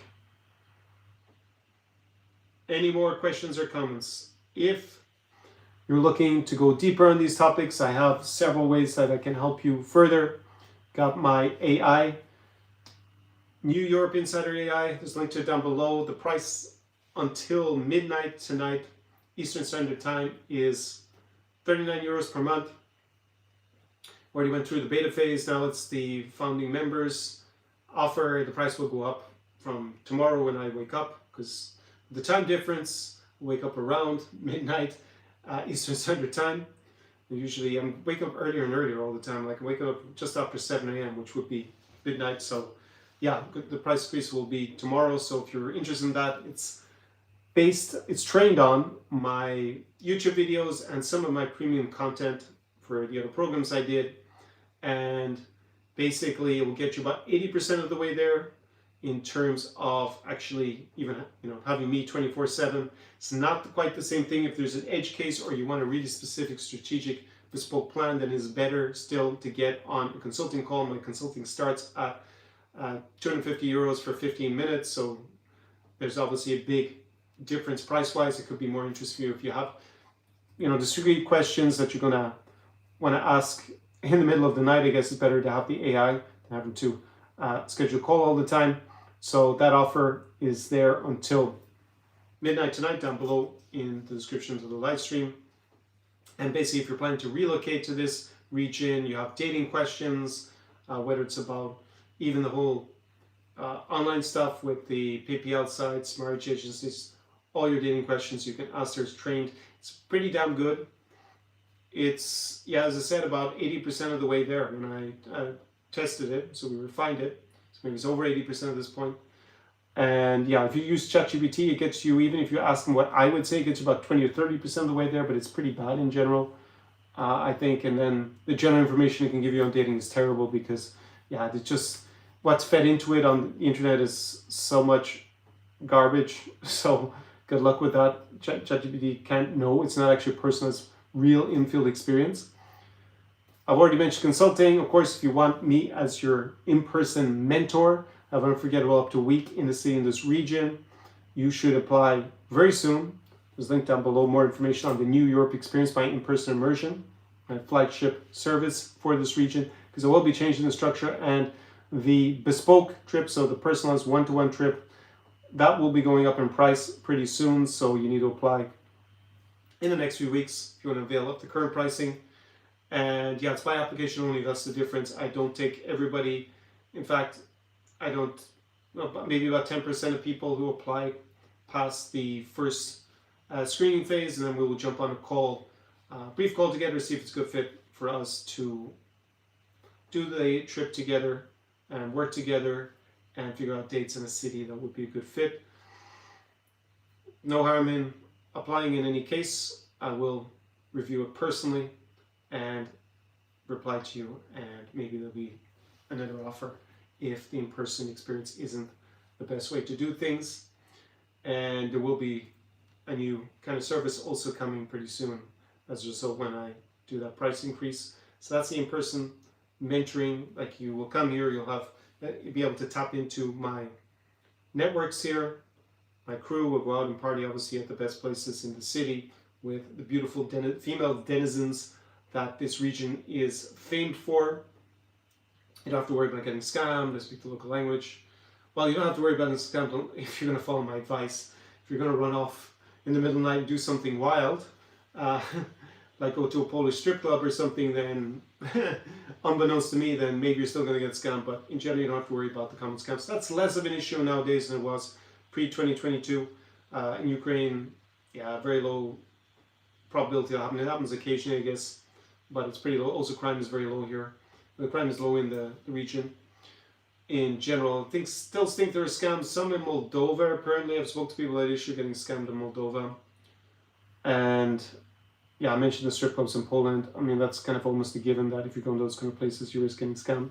But they are notorious in Poland for that. But in general, and also when you walk into the old town in Riga, there is a place there that will lure you in, and I guess it's a scam. Some girls are going to be friendly to you outside. You're going to go in. The drinks are overpriced. It's not going to be thousands of euros, but you're probably going to end up paying, for a round of drinks closer to 100 euros. And yeah, so they're going to price gouge on you, and those girls are getting a cut of the business they bring in. So they're like affiliate marketing in a certain sense, I guess. And yeah, so apply down below. It will be an unforgettable experience for you, the New Europe experience. And yeah, it's like, depends on whether you want to try and do all these things yourself. You could spend, like it took me years and years to figure all this stuff out. You can just plug yourself into my encyclopedic knowledge and save yourself just years. Maybe you'll end up investing time and emotions in the wrong women because you won't learn from my mentoring as quickly. You'll have to make the mistakes yourself, and you probably will spend a lot of time in the wrong cities, being Billy No-mates, or not hanging out with the optimal people, not making the connections that would have dramatically made you more money, introduced you to maybe your future wife, and just create those really cool friendships also with other women that maybe you don't have to have a romantic interest in everyone you meet, and set up your life to basically get an advantage. That's what it's all about. And when I first started coming to this region, I didn't have that opportunity. There was YouTube, but there's no one offering that kind of service or really much help at the time in YouTube to traveling to this region. And yeah, I mean, I have some fantastic memories, but I spent so much time, a lot of time being frustrated, to be frank, because it was also harder back then with language. Like if you didn't speak at least Russian coming here, man, it was hard to talk to locals because the level of English was lower than it is now. And you couldn't get as much information or services by phone at the time. But I just spent so much time being Billy No-mates, traveling around and not knowing the places to go out because it wasn't so obvious. It would take hanging out in the city, unless I got really lucky and just came across the right spot. Basically, I'd spent a lot of nights where didn't really go very well. It's easy when you look back at roasting a glass and just think, okay, summer of 2009, I came for 6 weeks and traveled around this region, and I have 2 or 3 great memories. But yeah, I just obviously don't remember the fact it was 6 weeks long, and I had all this time in between where it wasn't so cool, or would have been a lot better if I'd had someone who I could have just plugged into their network and had their mentoring at the time. It was just saved me so much time and money. That's what I would say about that. Then creating the service that I wish I'd had available, and I would have paid for it also because at the time I was working as a lawyer, and I did have I guess it's not, the thing about being a lawyer in Europe is that even though I had to work so much time outside of office hours, right, with the BlackBerry, we had Blackberries at the time, eventually then later just put everything on my iPhone. But in Europe, I would always insist on taking my holiday time, so I was able to travel. But yeah, it was like, considering how much I was working, and obviously I had the resources, a lot of disposable income. Yeah, I just would have, why waste my time going to the third-rate party on the Friday and Saturday night because on my own, when I could have gone with someone cool and a few local hotties and someone who speaks the language is going to get me at the best table in the club, and have the company and just learn from them. And then when I come back, I already have a system here. I figured out that's not the city for me. And yeah, but now I didn't have to go to 3 cities. I know that this one is the best of the 3. I went there, but still maybe this other city over there is better for me. A lot of my clients, they come back and repeat trips, saying nearly all. Yeah, all of them do. Well, not all of them, I guess, but the majority of them come back as repeat clients. And yeah, sometimes we go to like 4 or 5 cities together. How many go with Philip? I went to Minsk more than once with him, Kyiv, Odesa, so that's 3. Went to St. Petersburg, and we went to Chisinau once as well, so that's already 5. And then Danny was in my videos as well. We went to Kaunas, Riga, Vilnius, Tallinn, Kharkiv, Warsaw, so that's 5. And then I'll leave his name anonymous. Yeah, we went to 4 cities. He was in Kazakhstan. Anyways, you get the gist. Any of those cities in this region that I promote, I'm your man for mentoring you about going there. You can obviously invest in your own research. Maybe earlier on in the process, I have my insider resources. There's a link to that down below. Go check that first. You're going to see some of my playlists I put together with video content that's free. You can go and watch that and educate yourself in your own spare time. Also have the guides for coming to the region. That's going to show you the hospitality part of the best cafes, my favorite cafes, restaurants, clubs. I've gone to personally myself and vetted what that will just save you a lot of time and showing up. Also, ChatGPT can help you with that. ChatGPT on recommendations for restaurants and clubs and bars. If you're a single guy, it's almost, I would say it's almost useless because it recommends more places that are duds than gems. So maybe a random walk around would almost be as useful. Or going on TripAdvisor, which is not going to be great either. It's probably reading TripAdvisor, that's why. So yeah, that kind of proprietary information, again, that's in the guides. And then I have my language programs launching the one, that's already started for Ukrainian, but we haven't had the first live stream yet. So I guess you can still enroll in that if you want to learn Ukrainian. And also Russian is there, and that's already on demand by video. So you can go and plug into that. It's going to be a game changer for you. But just remember that with languages, you get a huge boost in the beginning when you go from 0 to like A1, A2 on that European Common European Framework Reference. Is that what it's called for languages? But basically I have this system where it's A1, A2, B1, B2, C1, C2. And yeah, you get the biggest boost in that A phase, and then you have the intermediate plateau where it's a lot of work over a lot of time and you don't see the reward so much. And then you get the huge return investment when you get to like B2 around this level where you're kind of high intermediate. Yeah, then it really takes off. But it's a project of several years, but you can get started and get that huge boost in the beginning. And but not many of my clients go through and actually learn the language to B2, unfortunately. The ones that do, Paul is in my video about Conor's Law, and he called it a game changer, so it worked out for him pretty well, I have to say, in terms of the romance side. And he told me it was like, for him, the fact he spoke Russian was like huge help. So we were there in Almaty together and also in Riga. So Kazakhstan Russian is also co-official with Kazakh, and it's more widely spoken in Almaty. And Riga also Russian is still useful, at least for now, in many places we've gotten socialized in the city of Riga. In Daugavpils, it was basically the main language, but yeah, I don't really recommend Daugavpils as you really want to go to a smaller town with like 100,000 people, and yeah, no, life wasn't great in Daugavpils, I have to say. Very underwhelming. But the local culture is interesting enough, it's worth the experience. Would have been nicer in summer. I was there, I think around this time of year. Still raining a little bit, but yeah, nice nature there, interesting kind of local culture, good food. Price point was lower obviously than Riga, but I think as a single guy I would rather be in Riga personally. But maybe a place to study Russian, as a lot of those Erasmus students, exchange students were from the Netherlands.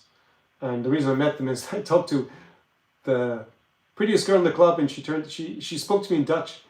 It was like, and I lived in the Netherlands, so I speak basic Dutch. I don't speak it very well anymore. So I started chatting to her. She just assumed I was Dutch for some reason. I don't know, it's weird. But that said a lot.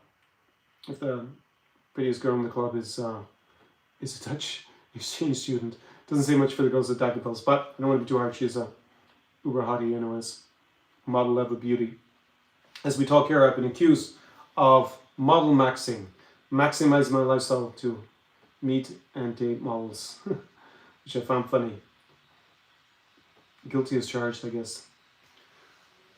But in general, we do lifestyle arbitrage here, so leveraging it so that you get an advantage. And that can be in business. There's a lot going on business-wise, particularly Ukraine. I would say also could be interesting in Latvia, real estate. Also Estonia, probably more Latvia, especially for non-EU citizen, because you get the residency. And you got the waterfront development. And I think just the medium to long-term prospects of Riga being the biggest city in that region, biggest airport. You're going to have Rail Baltica coming up from Warsaw, eventually going to Tallinn, then under the Gulf of Finland to Helsinki. And yeah, I just think it's positioned pretty well as long as Russia doesn't invade, obviously, and ruin everything and everybody. Has population decline? That's also why the price of property is one factor makes it lower. Is that going to continue?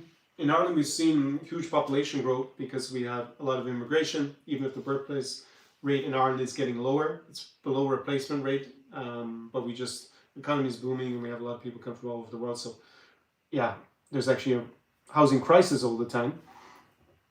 So the population, I think it probable that it will reverse. That will because of immigration to the region. Some of it's going to be from North America, some of it's going to be from Western Europe, for sure.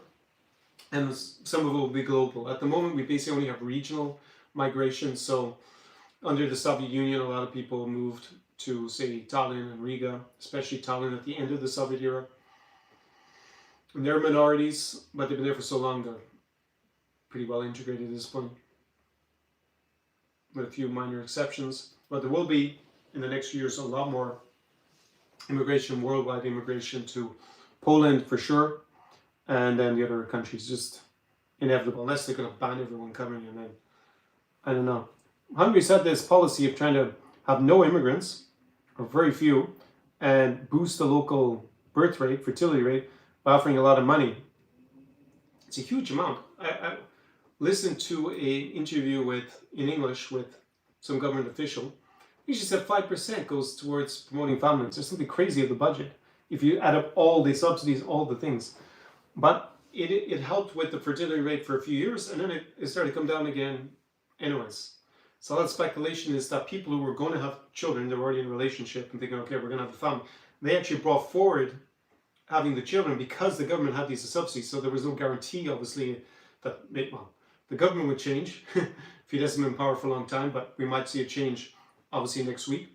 So they had the children earlier, but once they had the children, they weren't going to necessarily have, bigger families in general, or dramatically bigger families. So it's actually coming back down. If it doesn't suddenly shoot back up again, it's going to come back down to lower than it was previously. It's going to be super low birth rate again. It never went near a replacement level anyways. But I think it's interesting to see them try. But this thing of giving money and,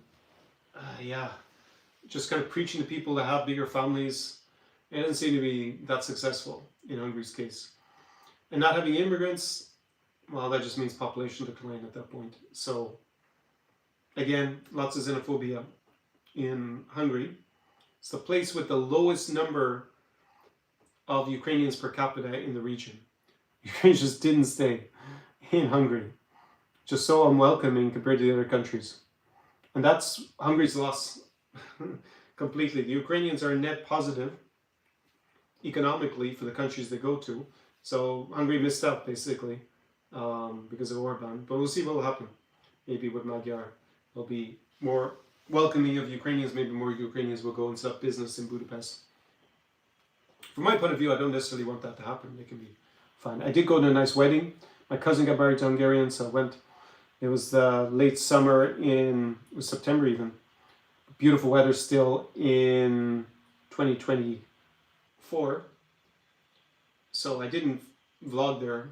I hardly took on my camera. We just went for the 2 days. I was with my extended family, so I didn't really want to vlog it. I wasn't promoting Hungary. It was in Tokai, which is a famous wine region. So really beautiful part of Hungary. Attractive price-wise, but I thought the food in the region, outside of the wedding, obviously was good. And that we had a good breakfast in the town. Tokai is very touristic for the region because it's so famous. So I think it was just better. But when we went to other parts of the region, man, it was a bit underwhelming.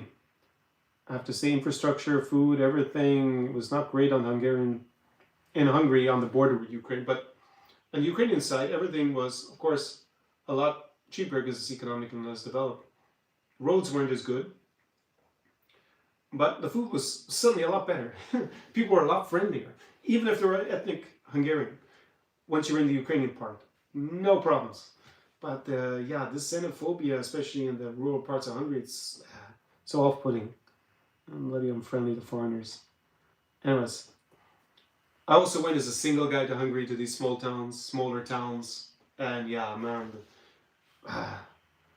I'm not a violent person in general. So, and I'm not the build of someone who's going to win a fight with 5 country Hungarian boys who are all dying to beat up a foreigner. So, obviously, I was in a no-win situation on my own at the club and stuff. So, but it was annoying as hell. Yeah, definitely one of the most hostile places I've gone to in the region. This stereotype that people are going to be unfriendly and aggressive, rural Hungary definitely lived up to it.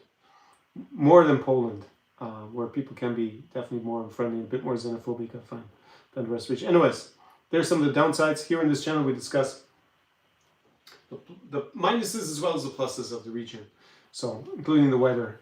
Something you never see in a move to Russia channel for sure.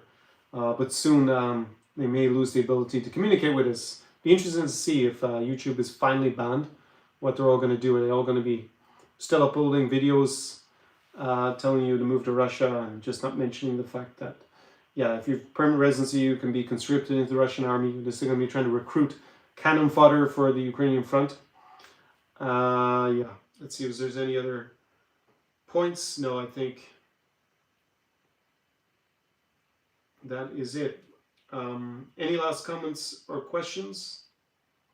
Have I learned much Latvian? I don't know if I answered that yet, Jeffy.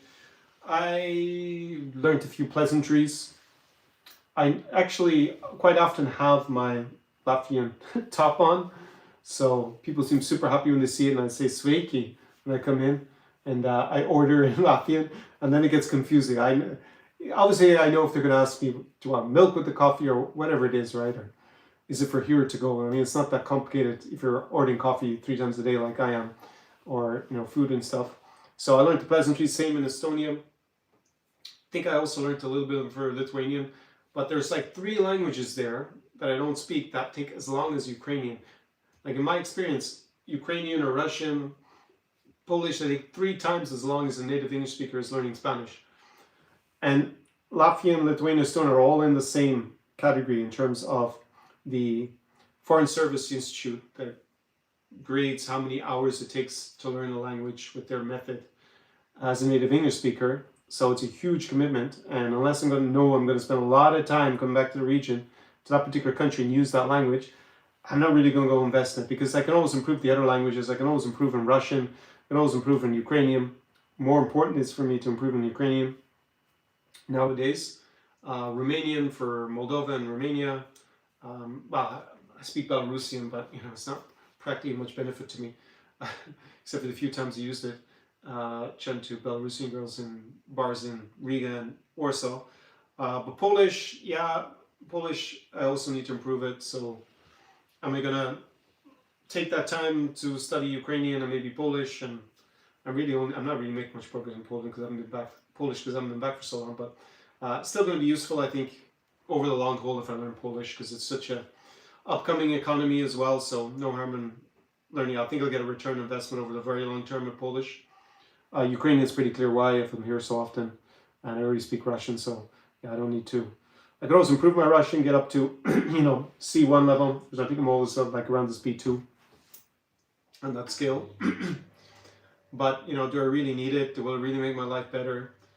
I only needed with a client when we went to inquire about his nationality, because he spoke Russian but didn't speak Romanian, and the documents were Romanian. I could have probably done it in Romanian, but that was useful. And challenging for me in Russian. I didn't really understand a lot of the vocabulary, so I had to learn it. And in Kazakhstan, I guess if I help guys with moving to Kazakhstan, again, I have local counsel there, lawyers, so read the documents in Russian. Yeah, I can improve on that legal Russian, I guess I can improve on, but for the socializing part of German, I don't really need to make any progress. There isn't that much reward, shall we say, but for me, learning Ukrainian obviously is going to be huge. Jeffy says 6-barrel Tokai, yeah, Tokai for the wine. Other stuff I should mention. There was one last parting point. Yeah, actually, I realized that on reflection, over the years with other content creators, a lot of the disagreements on whatever it is, especially about dating and stuff, a lot of it is to do with the social groups that we hang out with, in particular because a lot of them are older than me. Like I'm 47, but if these guys are already in their late 50s, maybe early 60s, and their wife is in her early 40s, maybe late 30s. Like and Jill is 20 years younger than me, more or less. And so there's, and I say in this region that whilst in North America, West Europe, we talk about generations has been around 15 years. Here it seems like for every 15 years there's 2 generations because things change so fast. So a lot of the time, we always have disagreements basically on the substance, but I think a lot of it is to do with just the people that we interact with. Like, I don't spend so much time in the company, especially romantically over the years, with women over the age of 35. But these guys spend all their time talking to women who are over 35, where they say, from the region. So their perspective, normally they're Russian-speaking over 40 who they're talking to. And that's a very different perspective than a Ukrainian-speaking girl who's like 20. Like tomorrow I'm going to film a clip with a definitely girl's model level beauty here. I'm not sure how old she is, but anyways, we're going to film some clips for a new video I'm doing here. Her perspective compared to a woman who's in her 40s going to be drastically different. Like, she grew up not only in whole life in independent Ukraine, not in any time where it was Soviet, didn't go through that post-Soviet crash. She's grown up, with cell phones, Instagram, information, travel, visa-free, then a war for a lot of formative years of her life. Speaks good English, as opposed to obviously women who are 20 years older, where learning English wasn't as common. And they don't have the same connection with Moscow at all, even if they're Russian speaking originally, speak fluent Ukrainian, bilingual, a lot more open to the West, a lot more culturally similar nowadays to women from Central Europe, if not Western Europe. I'm not going to say they're not woke or something mad, most of them. This kind of radical feminism is not a big thing here. Of course, it exists everywhere. I guess there's some, but it's not a big thing in Ukraine. So, but I did have one client on a consultant call who said he found the Ukrainians just a bit too culturally different. He actually preferred girls from Central Europe or from Latvia, Lithuania, Estonia, because they're a little bit more culturally similar, and Ukrainians are becoming more culturally similar, but not as much. So you have a little bit more of a clash culturally. So that's also important to bear in mind, that even if the women over 40, I guess, maybe correspond a little bit more to this trad wife fetish that's promoted. I don't think they do in reality, but at least they're a little bit more similar to it than the girls who are 20. This is like laughable, the way they describe them online. So I guess if your perspective is always talking to women over 40 and your clients are, if you're a matchmaker, just to bring them up, because I realize with a lot of them who make the content, they're helping guys who are in their 60s meet a woman maybe in her mid-40s, who's Russian speaking from the south of Ukraine. It's a very different perspective than a 22-year-old girl from Lviv who's traveled a lot to Western Europe, grown up, obviously with this war going on, at least from 2014, for most of her living memory. No recollection of the 1990s, and never seen Moscow as anything to look towards. Travels a lot, speaks English fluently, works probably online, makes with that a pretty good salary. Just a different style, everything closer to Central Europe or even Western Europe. Been everywhere in West Europe. It's just a very different perspective. So I think a lot of the disagreements that we have come from that, to impart, not just our perspective on what's happening with the dynamics. And I just thought I had when I was watching some content. Just my perspective on that always too. I can learn something from it because I don't spend my time socializing. I socialize with some women in their 40s at events who are Russian speaking from here, married, maybe divorced. But it's not a huge amount of time. And definitely, not what I would focus on if I were to, with most of my clients, I think everybody is, the in-person clients is nearly always guys who want to date women at least under 40. Really under 30 in general, I would say. It's just a different perspective. Okay, any final questions? Any comments? We've hit 3 hour mark, so this is kind of where I want to finish up the Sunday live stream for you, those of you who stayed until the end. We discussed the Iran war shock. Let me know your comments. You're watching this on replay. If you watch the whole 3 hours on replay, Maham Bukal, as we say in Ireland, good man. And yeah, I will probably be between here and I think Moldova until the end of the month. And I will be bringing a lot more content. I have a lot of shorts out now. I feel a bit rejuvenated with respect to this channel in the last 2 weeks and the whole project with New York Lifestyle. I think we made the transition from the era that it was from helping my clients with post 2022 invasion with the alternatives to now this new focus on lifestyle arbitrage and framing it that way with respect to New Europe and the parts of New Europe that I recommend, because and everybody watches my client is either single guy, or they are guys who have a partner from this region. I think it's not the other parts of New Europe. Maybe Prague is a bit different because I would also go there as a single guy. I like it. But I think they're kind of better if you're in a couple. Like Budapest, I go as a couple. I wouldn't really go there as a single guy. I watched some channels from him. There's one French guy who's in Budapest. And he talks about dating and stuff, but he's just never been further east. He hasn't gone to the other countries. He doesn't realize that. I think he would change his opinion if he went to the other countries. But yeah, amazing as a place for a romantic couple of weeks, Budapest. Same with going to Montenegro or Albania. Yeah, going single out to Albania or Serbia, it's not going to be the same vibe. So that's why I focus on these countries for the guys who are single for sure. And this is where it's at. I think this is the place where you have the most leverage in Europe. Of course, you could argue that things are cheaper in Latin America. Is it the same experience? No. In Medellin, it's not really that comparable, although a lot of you are still interested in Colombia as coming here. It's kind of a little bit divided into different regions depending on your preferences. Obviously, you have Warsaw, big city, over 2 million. Smaller cities like Latvia, Lithuania, Estonia, less touristic. You have more of a once you're positioned correctly, you can really do a lot better there, I think, but it's not going to be the big city vibe. It's going to be less than 1 million people. Weather's going to be terrible, and both of them in the winter, for example, with very little sunlight. Down here in Moldova and southern Ukraine, weather is pretty good during the winter compared to the Baltics. And cost of living is lower, so you have more price arbitrage, I guess. But yeah, you have Russia's an issue here in Odesa, so that's full of trade-offs throughout the region. So go check out the links down below. And any parting comments that I have, because the next live stream I was talking about, I had on the schedule, what did I put it as? I've actually forgotten what I put it as, because events in the region, that's one of them.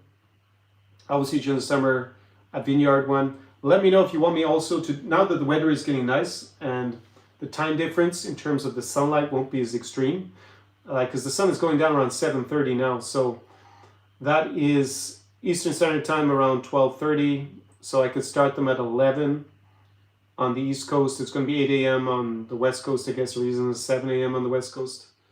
7 a.m. on the West Coast, so maybe a little bit too early still, but if you like that idea of the live stream on the street, let me know. Or you prefer the Sunday show format where I can speak for longer because I'm not on the street, but you don't see the people going around behind me, so you don't get a sense of what it's like on the ground.